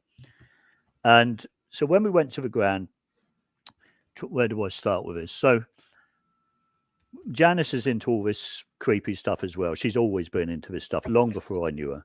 And she had her own experiences, she's had some really freaky experiences. So anyway, it must have been our 2nd or 3rd visit to this town. It's about 6 hours away from where we are. We go in there this weekend, weirdly enough, for a conference, a UFO conference, the Ozark Mountain UFO conference. So anyway, we go down there, and Janice wants to do. I'm not really into this stuff, although I love ghosts and all. I'm interested in it. I don't go looking for them because they sort of come to me when they want to, and I don't feel that need. But she loves it. She loves all that stuff. So we end up going on a lot of these things. So she said there's a ghost tour sort of thing, or a lecture type thing. It was really at the Basin Park Hotel. This is another hotel. It's a very small town. So we went up there and started off with a little lecture. This guy was really good. I can't remember his name, but he was really good, telling us about the history of the Basin Park Hotel. And then at the end of this tour, you go down into the cellar, and there's like a wine cellar, and it's quite cold down there. And this whole place is haunted, right, in various ways. I can't remember their full story. I didn't see anything there at all personally, but, you know, I didn't expect to really. So we do all this tour, and the guy who was running the tour kept stressing, and he was right to do so, and I've learnt my lesson more than once actually, that when you finished going around these places, you should cleanse yourself because you take things with you. And I do know that's true because I've done it. Mm-hmm. So, but for some weird reason, we just, you know, we were relaxed. We couldn't be bothered. I was thirsty. It was late. I think it was a Friday or Saturday night. I was desperate for a beer. I just had to have a beer. Been there? Yeah. So I was so thirsty. So we rush out, and we haven't got much time left, I think. I can't remember the time now, but we went. It's like a one, maybe two streets, not a very big place. And we go to this pub, or we go to this bar, and I know exactly where it is. I can't think what it's called now, but it's got these coloured steps that go up, concrete steps that go up a hill. You go up the steps and you go into the bar on the side. So we go in there, and I think, oh, great, I can get a beer. And we go in there, and there's a very, very strong smell of cannabis in there, which doesn't it doesn't bother me. But we both smell this. And all of these people in the bar looked at us like, oh, strangers. Mm-hmm. We don't need these strangers in there. I don't know what was going on. I've never experienced it anywhere else in America, but I did experience it there. And they didn't want to keep your seatbelt on. So, yeah. So I tried to, I asked very politely, and I when I'm in America, I try to be polite. I try to speak slowly or clearly because I know they don't understand my lingo, just like I don't understand them sometimes. So I was very polite. Well, I thought I was. And I asked them for a drink and so on. And the guy said, have you got any ID? Which, you know, in England, you don't need it. If you're over a certain age, you know, they just know you are. I've got grey hair. Uh-huh. I mean, look at me. Uh-huh. So I was a bit put out, but I sort of said, well, no, I haven't got my passport on me or driving license or anything. And usually 9 times out of 10, they don't really care. And they go, oh, you're right. And they give you a drink. But this place were really awkward. And I got a bit annoyed. Now, this comes back to, I think there was something going on. I think I'd picked something up in the tour, possibly, because I've had experiences like this before where there's like a mask skin. Yeah. And I have to be very careful because I can pick up and I can become something else. I can become I'm a nice guy. You're affected by it. You're affected by it. I was very, and I wasn't drunk. I hadn't even had a drink. I hadn't even had a drink at this stage. And I became quite aggressive, not physically, but I was looking for it. I was looking for it because I was so annoyed that they wouldn't give me a beer that I was trying to sort of lure them out. And I was quite prepared. I was enjoying it. I'll be honest, I was enjoying it. And it's not me, but like a jumper, Cisco. Yeah, he had a jumper. That's exactly what he had. Is that what you call it? So I call it a jumper, yeah. But I sort of looked back at it. Yeah, I looked back at it later and I thought, it's like, that wasn't like me. But then I have had experiences like that in the past once or twice. So I sort of get that now. And I have to be really careful. So anyway, Janice basically got hold of me and said, come on, we go, we'll find somewhere else. And she could see where it was going. I mean, I wasn't swearing. I wasn't, I don't know But how you to could feel describe it. You but could feel I the was buildup. looking for it. Yeah, and it was like You I can was feel the looking buildup. for it, and I wanted it because I wanted to smack someone, Mm-hmm. And I'm not like that. I'm not I've like been that there. at all. So anyway, I can totally relate to this whole thing. drags me out, and there was a lot of blokes in there, and they were all probably as big or bigger than me. Wow. I was outnumbered. Well, there's a lot of jumpers around bars and things like that, and maybe I've perhaps heard this. ahead of time, maybe Yeah. you were already thinking, man, I hope this tour's over soon. I want to go get a beer. Yeah, And whatever was standing earthbound was I'm standing coming with him. you went, I'm going with. I've never Yeah, thought let's about it go. like And that. just jumped in. Did you feel anything Yeah. like that? Did No, like the well, spider not web really, thing or no. tingle stuff or Well, nothing? I only felt that it was out of character because I'm Right. not generally like that. Wow. So nothing that you, no Yeah. profound thing where I mean, like you when felt I've sick had or... when I've had a drink, I tend to be the other way. I tend to be over friendly, and so. Mhm. So anyway, I'll cut the story short. So we get out of this place, and by now I'm really dry and I'm annoyed because I haven't had a drink. And I think Janice said, "Well, let's go back to the hotel we're staying at, which was the Grand Central." So there was a little bar in the back corner, and I didn't know they were going to be open. But we went back in there. We went in, and there was a young guy. He was he was younger than me. He was 20 years younger than me, maybe. Big beard, longish hair. And are you open? Are you open? So he says, yeah, come on in. Are you staying here? So he said, yeah, come on in. So we go over, and by now I'm quite happy because I can have a couple of beers. There's a lovely lady in there, and there was a lady who run the pub who was of Welsh descent. So we had something in common because part of my family have got like Welsh names. So there's probably some Welsh somewhere back in the distant past. There's Edwards and Thomas. So there must be some Welsh there somewhere. So we've got that in common. We're talking about that.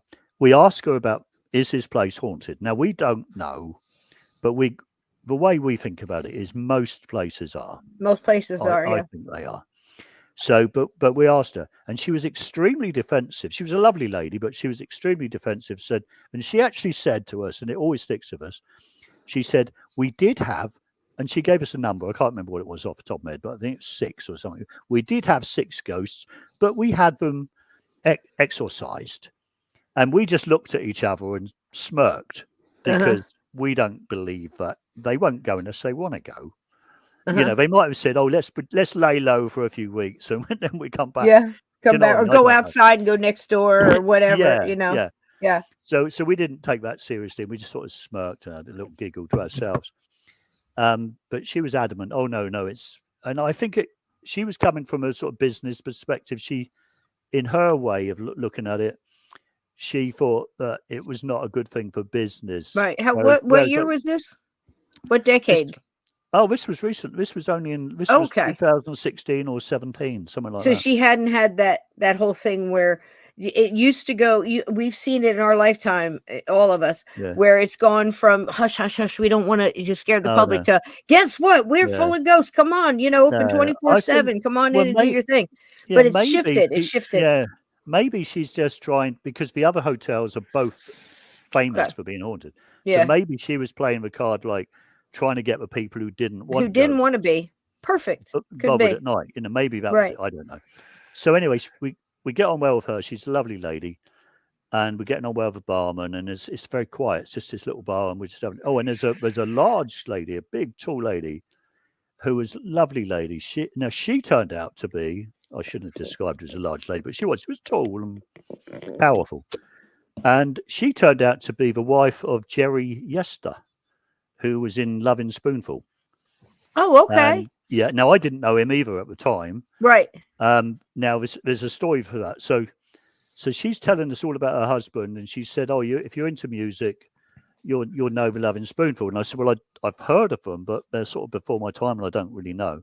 So she told me all about that, and he'd played bass on the Monkees' Headquarters album. He was like a session musician as well, so he'd played some bass on the first album that the Monkees made, where they actually did all play their instruments. There goes the Monkees, Steve.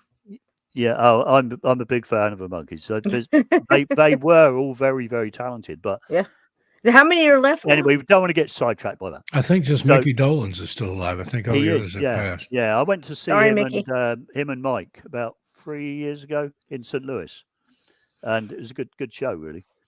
Anyway, I'm getting sidetracked. Go ahead. I'm sorry, my fault. So where was I? So anyway, so we're there. We're having a good time at the bar. It's late at night, so we're not going to get too many. We're just going to have a couple of drinks, and two young ladies in their sort of like late teens, early 20s. Come in. It's dark now. They come in front, and they are absolutely pissed. Pissed in English means drunk, as opposed, what do you call that? Drunk. Drunk. So they're giggly and they're falling over a little bit. And the lady who owns the hotel, the Welsh lady, well, she's going back a few generations. She very kindly goes over to them. She's very nice to them. Oh. One of them stumbled into this sign, knocked it flying. Anyway, she sort of helped them go up the stairs to their bedroom. So that wasn't the last we saw of them, but we did hear them again. And then we sort of finished off chatting at the bar. And okay, we're going to turn in now. So we go up to our bedroom. And one of the weird things about the bedroom was it wasn't a very big room, but the door into the room, which was that picture you showed us earlier, was the landing area. Okay. And the door into the room had a big gap underneath it. Like I'd say probably 2 inches or so. It was weird. It was like, so if we're looking at the picture on on my left, I don't know what that's rather be. Where the stairs come up. It's a long time since it's about 6 years, 7 years, 8 years. But it was facing the front road. It was facing the front road. It was the top floor. So that would be the top floor because there's a skylight there above the stairs. Right. And it was a flat roof. Now, we were in one of these rooms that faced the thing. So we're trying to get off to sleep. It's already quite late because we've been sat there late. We're not drunk. We've had like 1 or 2 pints at the most. And that's nothing for me. It used to be like 6 or 7 easy. So it's not a problem. We're laying there. We're trying to get off to sleep. And we can hear, well, how does it start? So we hear these girls giggling and there's a bit of movement outside. We can't see them, of course, but we can hear the movement of them walking around and they're giggling. And there's a conversation going on. They're trying to get into another room, but it's close to us because we can hear the doors opening. We can hear a male voice. Sort of saying to them, I don't know, because we could never really hear the words. We could hear language. Like a muffled conversation, muffled. And it was like the bloke was trying to tell them to go away or something, and they kept going back, and then we heard. I'd have to ask. Janice would tell me, but she's not here now. But one of the girls was saying something like, "I don't want to go there on my own. I'm scared," or something like this. Now, we didn't know what was going on at all. We just could hear all this. It was quite loud. Anyway, so that went on throughout the night. I mean, like literally all night. So we're trying to get off to sleep. And about half an hour or maybe more later, I was just beginning to relax. And I think Janice would have been as well. And we suddenly hear this noise. And it's the weirdest thing I've ever heard. It was, and we weren't scared because we didn't think it was anything weird. Well, it was just out of place. So it was like banging. I wouldn't say drilling because it wasn't a drilling sound, but it was like construction work is the best way of describing it. Extremely loud. And we don't know where it come. Is it coming through that wall? No, I don't know. Is it coming through that wall? It might be. Is it coming from above us? Is it coming? We didn't know where it was coming from. It was just around us. Wow. And it was extremely loud. And this went on, and we're having this conversation like, well, what is going on? This is late at night. Why are they doing repairs this time of night? It's crazy. Mm-hmm. So it just didn't make any sense. So then it stops. I don't know how long it went on for, maybe 5-10 minutes. So we think, oh, good, it's stopped. So we start getting relaxed again. Just probably near drifting off, it started again. And it was just as loud. And it's like, by this time, I'm getting a bit annoyed. And it goes on and on. Then it stops again. And we're having a conversation. Should we go down to the reception. Bear in mind, this is a small hotel, like a little family hotel thing, and there probably wasn't even anyone there. So I didn't want to make a fuss, and nor did Janice. We thought, well, if they're making a noise like that, there must be a reason. There must be a good reason. Something's gone wrong in one of the rooms, and they're trying to fix it. And I don't want to add to their problems by being that awkward customer, you know? So I thought, I'll just let it go. It's not a big deal. So it quietens down. Then it starts again. And it went on. Eventually, I didn't drop off to sleep till 6 o'clock. Janice had dropped off maybe half hour and maybe an hour before. And it had stopped again. So I get to sleep. And in the morning, I get up early. I get up a bit earlier. I don't know how I managed that, but I got up. And Janice was getting in the shower or something. She said, well, why don't you go and have a word with them downstairs on the desk and see what all that fuss was about last night? She said, well, don't have to complain. I mean, I wasn't going to complain. These things happen. What's going on? I just wanted to know, yeah. So I go down there, and there's a younger lady on reception who I hadn't seen. She came in, I think it was a Sunday, it was a Sunday morning. She had come in just to do a Sunday morning shift or whatever. She's chatting to the guy. This is sort of a side story, but she's chatting to Jerry Yester, who I didn't know it was him until. This is the Loving Spoonful guy. Yeah, the guy that the wife was talking. Now he wasn't there. He wasn't there last night because he had been ill. Evidently, he'd been very ill, and he was in his room. But he was there in the morning with his dogs in the foyer, talking to his receptionist. So I start telling the receptionist about all the noise. I said, did you have any other complaints from other, what would you call them? Guests. So she said, no, what about? So I said, you're joking, aren't you? She said, no, tell me. I said, well, all the noise that was going on last night. What noise? And then I had to go through that. She knew nothing about it. Nobody had complained. And I believed her. I don't think anyone had complained. And she knew nothing about it. So that was really weird. Now, so you get mind boggled, but you know what that is, because it's an amazing thing that, it's really become clear over like the past decade that it seems that depending on what the ghost is, whether even if it's an earthbound that hasn't crossed over, they manifest such energy, and they show you the weirdest things. So they'll manifest the walking up the stairs sound. They'll manifest a sound like a scream or a baby crying, and it sounds like you're describing it. It's coming from the floor. It's coming from the ceiling. It's coming from the walls all around you. Yeah. And they're just manifesting that sound. Now, why they would manifest a construction sound just to annoy the two of you, it's something that they've learned that they can do, Right, yeah. Was there anything about the conversation of the two girls and the guy at the door? No, because we couldn't really work out what they were saying. It seemed to be at the time. You see, it's difficult to explain, but at the time, because they were a little bit drunk, and I had this. So you think it was real people?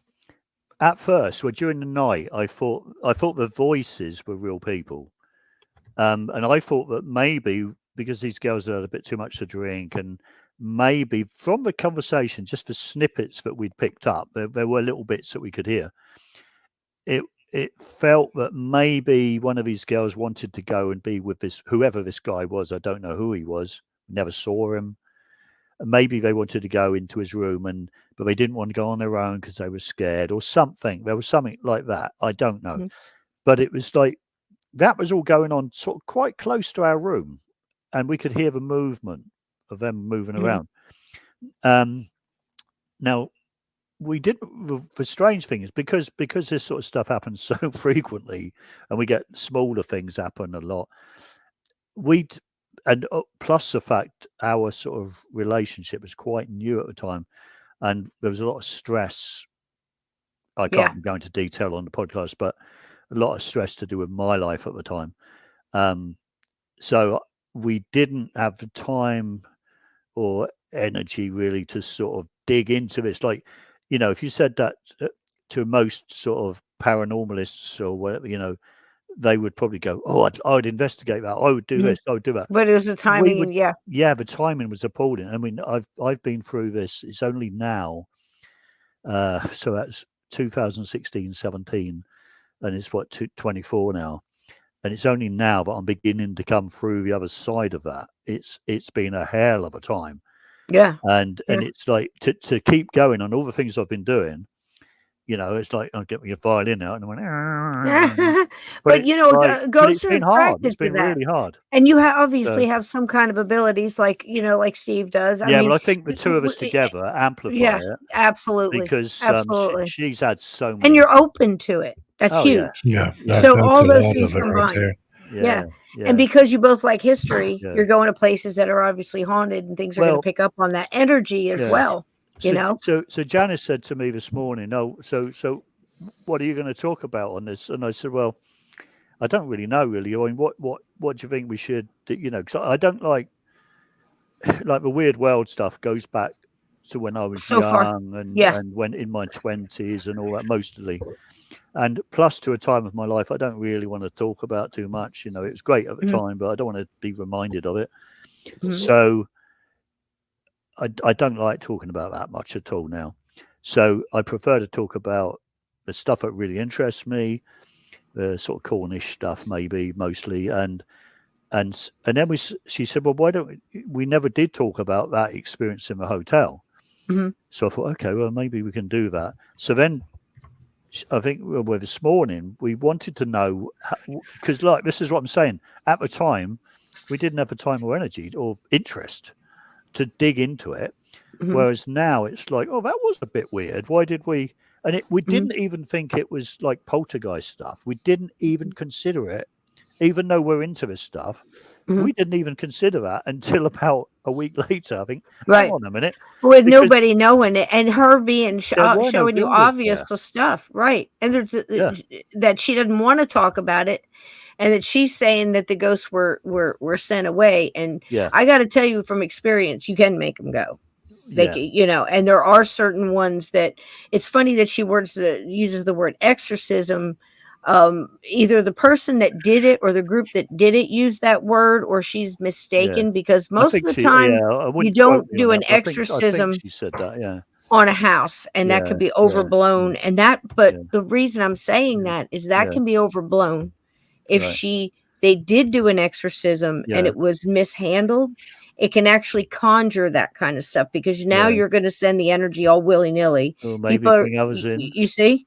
Yeah. It could be. It could be. Yeah. The other thing I found out, and I didn't find out till this morning, was that I'm trying to remember the dates in my head, but the 1860 something. I think it was built in 1860 something. I'd have to. I've probably written it down somewhere actually. 1883, and I saw somewhere else that there was a big fire, like a huge fire at that hotel. And it said in the the 19th century. I always get that confused. So the 19th is the 1800s and so on. I always have to think about. It's like time zones. It messes with me. Yeah, I get you. So basically, if and it said the fire was at the end of the 19th century. So that if it was built in 1883, there's only 17 years left that could have been, if that was right. And then they rebuilt a lot of it on the inside. They salvaged a lot of it. I think they rebuilt it. So we wondered whether maybe that fire had something to do with, or somebody got hurt and killed during the construction. Well, the other story, and trying to manifest what they were hearing when they passed. Usually it's something like that, very similar to, say, Steve, I don't know if this would fit in exactly, but you'd probably pick up what I'm saying, the Gettysburg College elevator. So he's trying to manifest what he was going through in his trauma.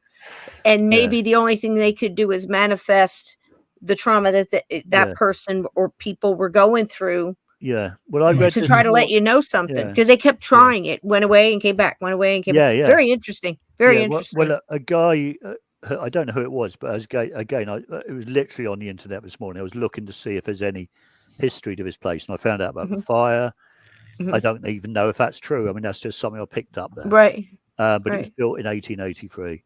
And there was somebody had in the guest book or something, somebody had said there was an elevator there, that there was a problem with an elevator and somebody got crushed by an elevator. Maybe Now, there ain't no construction. Possible. Yeah, and then the other thing that really made me laugh was one of these other reviews for the hotel was some guy that said there are no ghosts at the Grand Central. Like it was like this expert. He knew you'll go home. There's no ghosts. You know? Yeah. Like, we hear that a lot. You get that at Honey. You get that at Gettysburg, because the national, the federal part of it, that owns the national park part, they'll go, there are no ghosts in Gettysburg. And every time they come out and say something like that, I just bust out laughing. I'm like, there's 6 of them standing right next to you. It's like a dummy. So before we get too far, we got a few more minutes. I wanted to get to the picture you sent me about the cowboy. Do you want to tell about that real quick? The cowboy. Remind me, my brain's going. Look at the picture. Oh, the cowboy at the Grand Central. Yeah. Sorry, not the Grand Central. The Holbrook. Okay. Yeah, we're going right. And this is the Holbrook now. Yeah. Woo. So are we going to get jet lagged? Did we shoot a this is a pretty. I like the color combo on this. It looks like an old mobster. It's lovely, isn't it? Well, I like it. Okay, so actually, this Holbrook. That's in Grass Valley. I don't know if you've ever been over there. It's in California. I've been there a couple of times now, and when you the rooms. When you go on the sort of interior around a lot of the Cornish miners emigrated to California to be miners, right? Mm-hmm. And they took their ways with them, they took their buildings with them, they took their food with them, the pasties and all this sort of stuff. And this room over here on the right, right, your left. Yeah, the one on the right. Yeah, we were sat there, and both of those that rounded thing and the sofa. Wow. Anyway, it's a beautiful place. Right. Very, very small town, beautiful little town, and lovely old buildings. So we go there, and we specifically do not look into the history of a place. If we're going to go to a place we've not stayed at before, if we might already know about stuff in some places, but we didn't know about any ghosts there at all. And we decided we weren't going to ask anybody. We just see what happens. And if something happens, we can look into it then, Mm-hmm. And we didn't have any experiences in our bedroom at all. There was nothing, it was nice. It felt comfortable, just cozy. But we were in the bar, a fantastic bar, really beautiful bar. I don't know if you saw those pictures I sent you. Just like all the brass and the mirrors and all that stuff. It's fantastic. And there was one guy sat at the bar. You can see him on the right. He's the one with like the waistcoat, the padded waistcoat thing on, and I think he's got like a check shirt. So he sat there. You can't really see it because of this figure that's in front of him, but he's got his right elbow on the bar. His left elbow might not be on the bar, but it's sort of just below it. Because if you look at look at the size of him, look at the bar, you can figure it out where his elbow is going to be. But you can't see his left elbow, and you can't see his right, but you sort of know where it is. So is this the same picture, just in a different? So what I did. So there should be one big photo, which in the big photo you'll see the bloke sat at the bar, the older guy, right on the right. Okay. I can't tell you colours. I only got these two, so and if you look at that one. Yeah, the guy who sat at the bar, you can see his reflection in the mirror between the glass. Oh, yeah, you can. Yeah. Right. Now, we'll ignore the ghost for a minute, right? Over on the far left of the big picture, there's a guy just exiting stage left, or my left, as I'm looking, because we're sat in the sort of bar area, but a bit further back. Okay. I had the urge, and I do this occasionally. I have the urge. I've got to take a photograph. And I don't always get something, but when I get that, I've learned to listen to it, and I do it. Oh, yeah. So I took this photograph, and that's what I got. Anyway, there's a bloke just leaving the picture on the left, who we believe was the barman, because he was just walking around doing stuff. Right. We believe that was him. This, like right behind here in this little open section here, and it almost looks like there's someone sitting in a booth or something wearing a pink shirt with white hair, all white hair. And then it looks like there's somebody bent over looking down at them, or maybe hanging by the neck there. Yeah, or something. But it could be the person going out, and that almost looks like a name tag on their shirt. Are you guys picking that up in chat? Almost looks like one of those gold name tags. Seeing it. I don't know. Where have you got that? I've only got the picture I'm looking at is the compressed picture of the real guy, the human guy. Oh, wait a minute. Yeah. Okay. Now, if you look at it, the one we're looking at now. Okay. It does look different. That is just a section of the big picture. Now, I've not touched that one at all. I've not touched it. Okay. Now, first of all, just to look at that, to me, it looks like a bloke in a cowboy hat, and he's looking towards me. This is what I see, and I can really just see his top half. His top half is there, and it looks like his hand is coming out, sort of like out of a sleeve. It's like his sleeve's too short, and he's got a big hand. Well, it looks like a hand, and it's not the hand of the guy who sat at the bar, because if you look at it, it's way too low. Now, people have said to me, oh, it could be double exposed from the guy that's leaving stage left, right? Way over. I don't think it is. I really don't think it is. But you also can't see the bottom half of this guy. You can't see any feet or anything. Now, that comes into play. I'll get to that, right? And he's not leaving a shadow either, doesn't look like. No. So what I did... He's not in the mirror. Yeah, so I took that piece. I cut it down, kept the original, cut that down. So I just had that. And then I went on my phone with the editing stuff, like the basic contrast. He's turned his face right toward him. He's got a mustache. I see it now. Yes. Well, you see that, Steve? Yeah. When I say I did that, I'll be careful how I say this, because I don't want people to misunderstand. I brought that out. There's a thing called black spot on my camera. I'm sure everyone's got it. Black spot. There's contrast. There's brightness. Right. I use these things just to try and enhance what is there, not to change them, but to try and add body to what I see. And I do it by instinct more than anything else. So I'm not on there with a pen, colouring it in, because I'm not that skillful. I couldn't do it. But when I look at that now, the darkened one, I see a bloke like an older guy, and he's got a big moustache. Big moustache. Yeah, he's got a big sort of 10-gallon hat or whatever they call them. And he's looking at me. He's turned to look right at you. Yeah, and he's just like, hey, I'm here. Which makes me wonder why I got that urge to take the picture. Same's happened to me. Same thing. So I found that picture. I like the picture. So I thought there's something there. There's definitely something there. This is before I've tried to enhance it to see it better. And I take it to, there's two ladies there. There's a manageress called Amanda or something. I can't remember her name now. And another lady. And I take it to one, I think the assistant, and I show her, and she loves it. And she says there's a cowboy gets seen in the bar. Now, we didn't know this until that time, because we kept ourselves away from that. It does look like a jeans jacket, kind of. So she said he only gets seen from the waist up. And he's always got a cowboy hat on. And she was pretty sure that is who that is. And they've never had a photo. And you didn't know about it beforehand. You just got an urge to take a picture. No idea. That's crazy. That happens a lot of like the battlefields and things like that, because they're so prevalent and the energy is so strong. And as a little add on to that story, there's that little central sofa thing that you saw in the picture. Right. So I was sat there at one point, and there was they got all these old books. It's just for display, hardback books from the old days, And I love books. I love reading. Right. Oh, me too. And you can see them. You can see the books there, right?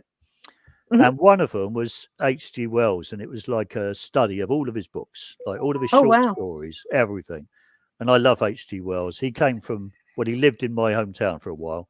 Okay. And near my gran, actually near my gran, a stone's throw from my gran. So I said to her, I said, would you mind if I bought that off of you? I'll give you whatever, I don't know, $20 or whatever. And she said, oh, we can't really do that. It's display, and I can't really do that. So that's all right. Don't worry. I just thought I'd ask you. Don't ask, you don't get.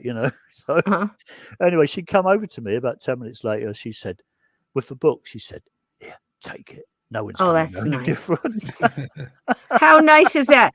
Yeah. And now you're going to tell me the ghost of the cowboy got in the book and followed you home. No. Now, here's a hint. I never even thought We that chuckle. We chuckle and we laugh, but Steve will back me on this. I know he will, because he does it himself, whether you have crystals or sage or whatever.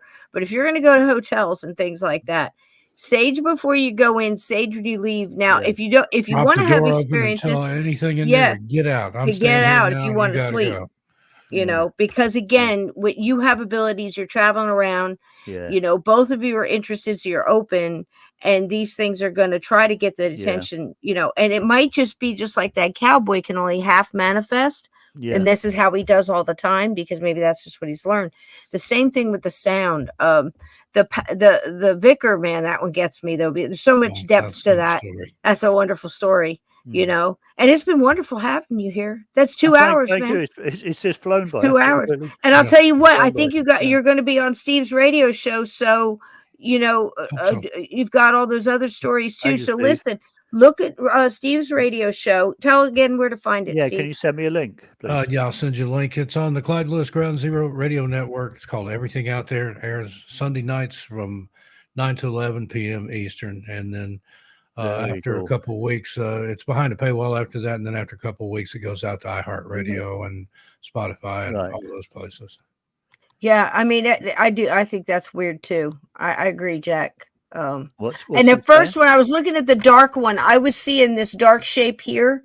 Yeah. Going out, and it almost looks like a little bit of the shape of it could be a blurred head with a manager's like dark jacket and a tag.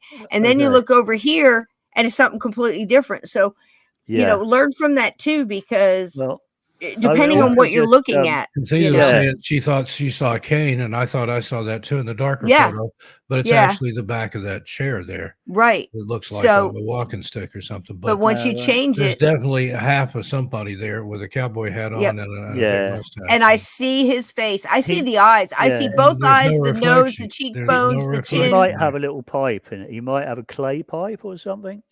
Could be. See, he probably has got a tash. Oops, I lost him. I think it might be a clay pipe. And the other thing I notice is, as I said, the people who settled around there, and there's names all over that area. If it's Grass Valley, and I'm trying to think of a name, there's another little town just north of that. They're all Cornish. The Cornish were all over that place. Now, the Cornish miners generally were quite small people, and they're tough. They're like tough little guys. If you look at him, if you look at his face, and I can sort of see his face. He looks extremely effeminate to me. Well, I wouldn't say it almost looks like a woman in a fake mustache, dressed like trying to pass himself as a man. Look at it, doesn't it? Yeah, I know. Yeah. I mean, that's an incredible amount of structure, and maybe to manifest, because there's obviously an easy energy to pull in there. Yeah. And easy energy, because anybody drinking is easy to pull on, but why the face is so profound and coming out so clear, if you know what I'm saying. Yeah, you can almost see it clearer in this one. Yeah. And maybe that's why you can only go halfway. Maybe we're a narcissistic ghost and very vain, and we want to make sure our face is coming out clear, so we don't worry about the bottom half. Don't bother about the legs. Concentrate up here. Energy is so strange, Mark. We've learned along our way in all these decades that a little shift in something, and that's the whole reason when you started out the conversation, you were saying, I want to tell about the weather. I want to say where it was and what was going on. And the way you told the story about the vicar, look what we were able to pull. And look at what we were able to pull from that. It's amazing. I think I'm not sure, Steve, but I think it was you who said about a lot of these Bigfoot type things and the disappearances. Mm-hmm. There's often a weather element to that as well, which is not quite the same thing, but you get that sort of that mist. A lot of times immediately after somebody disappears, bad weather, snow, flood, storms, almost to hinder the investigation or those search it's weird. I mean, the weather changes in the mountains, but it's just odd, and I don't believe in coincidence. I think it's synchronicities that it happens right after somebody's gone missing. It's at this point, Steve, I think with some of the stories that we tell, it's almost inevitable. I mean, there's stuff coming out right now that, is coming into, is coming to the surface where a lot of people are picking up that we were called absolutely Looney Tunes for saying 30 years ago. So, yeah. Do you know what I'm saying? And the thing that, means the most to me is to connect into these stories and see what else we can sort. And I've said it 1,000 times on this podcast and every, all over the place, that I'll never get tired of hearing a good ghost story. And thank you so much for coming on tonight and doing this. And thank you, thank you, Steve. And it's been wonderful. Here are the books. Where do we get the books? Tell them it's out on Amazon, right? Yeah, at the moment, it's weird actually. I've just been looking. Amazon do this really weird thing where I want to sell the books at a reasonable price, but not too cheap, because I think, well, I worked hard at doing it. And it's hard work. I need a little bit of money. So, and I looked at, and they do these stupid deals where you can put it in at like 20 quid or something, right? And they give them away for like 5 or something. And then I look at the reviews, and I'm not bragging, but I get like 5 stars. Good think, well, why are they giving my stuff away? Right. And then this is the weird thing. Steve, I know about this probably, but I Google my titles of my books, and one of them in particular, The Spirit of Cornwall, comes up for $500 on somebody else's site. Incredible. I know. They're selling it, and I'm not getting a penny. It's another scam, and there's nothing you can do about it. I found signed copies of my books going for hundreds of all dollars. Over the place. Really? That's not us, shop for $10.99. So I put mine up. I put them up. That when they could it's go the to same Amazon with anything, Mark. It's the same with everything. I can make jewelry. I can make. I'm a wire sculptor. And I can make jewelry and put it up there and put it on my website. And before I know it, somebody else has made it. They take the pattern, they figure it out. So they figure out how to make this, figure out how to make it cheaper or whatever and sell it. And with books, it's very easy for them to pick them up. Remember who used to come out into where we learned about that? Like probably 10, 15 years ago, it was David Paulides, because he come out, don't buy the books on them, because, people buy it. They don't even have the book. It's a structured thing where they just route it through their thing, through the Amazon, and they make that money. And people, and so people go look, Google, take a little extra, go in there, extra time and look under shopping, and the lowest one is coming from Mark. Get it there.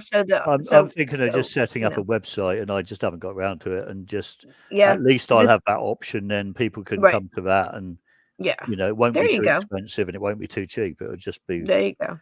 What people think it's worth, But either way, it's worth reading. And I appreciate you being here tonight. And Steve, I love you. Our love to your lovely wife and everybody that was here tonight. Thank you so much. Please, on the way out, hit the like. Please comment, and it helps the show so much. And if you can, share it out. We appreciate it. I mean, one of ours got shared out on Reddit, and it's going through the roof. And I think it's wonderful, because it was Dr. Epperly and the Villisca axe murder. And that was a great block that Steve and I really dug a lot into. And Dr. Epperly deserves you to go and look at his research. That man put in 70 years. Can 70 years. While you're on that, I was going to make. Do you remember the picture I sent you of the orb in Williamsburg Hill Cemetery? I won't get into that now because you want to get away, but that comes from a friend of ours called Larry Wilson. Okay, and he lives Taylorville in Illinois, and that site where that grave of the orb is, it's an amazing place. And if you could get a chance to get Larry Wilson, he's been on a few of these films. Occasionally he'll show up on a film doing his little piece, but he's written loads of books, and he's a fantastic investigator. I mean, he's like the best. Tell him he does things. Give me his stuff, we'll get him on. He's got balls of steel. Seriously, he goes in these places where I would not go in the daytime, and he's there. He hangs out all night on his own. He doesn't want anyone with him, and he actually does get physically attacked occasionally. He's seen amazing things, and I 100% trust him and know him. So if you ever get a chance, look him up, Larry Wilson.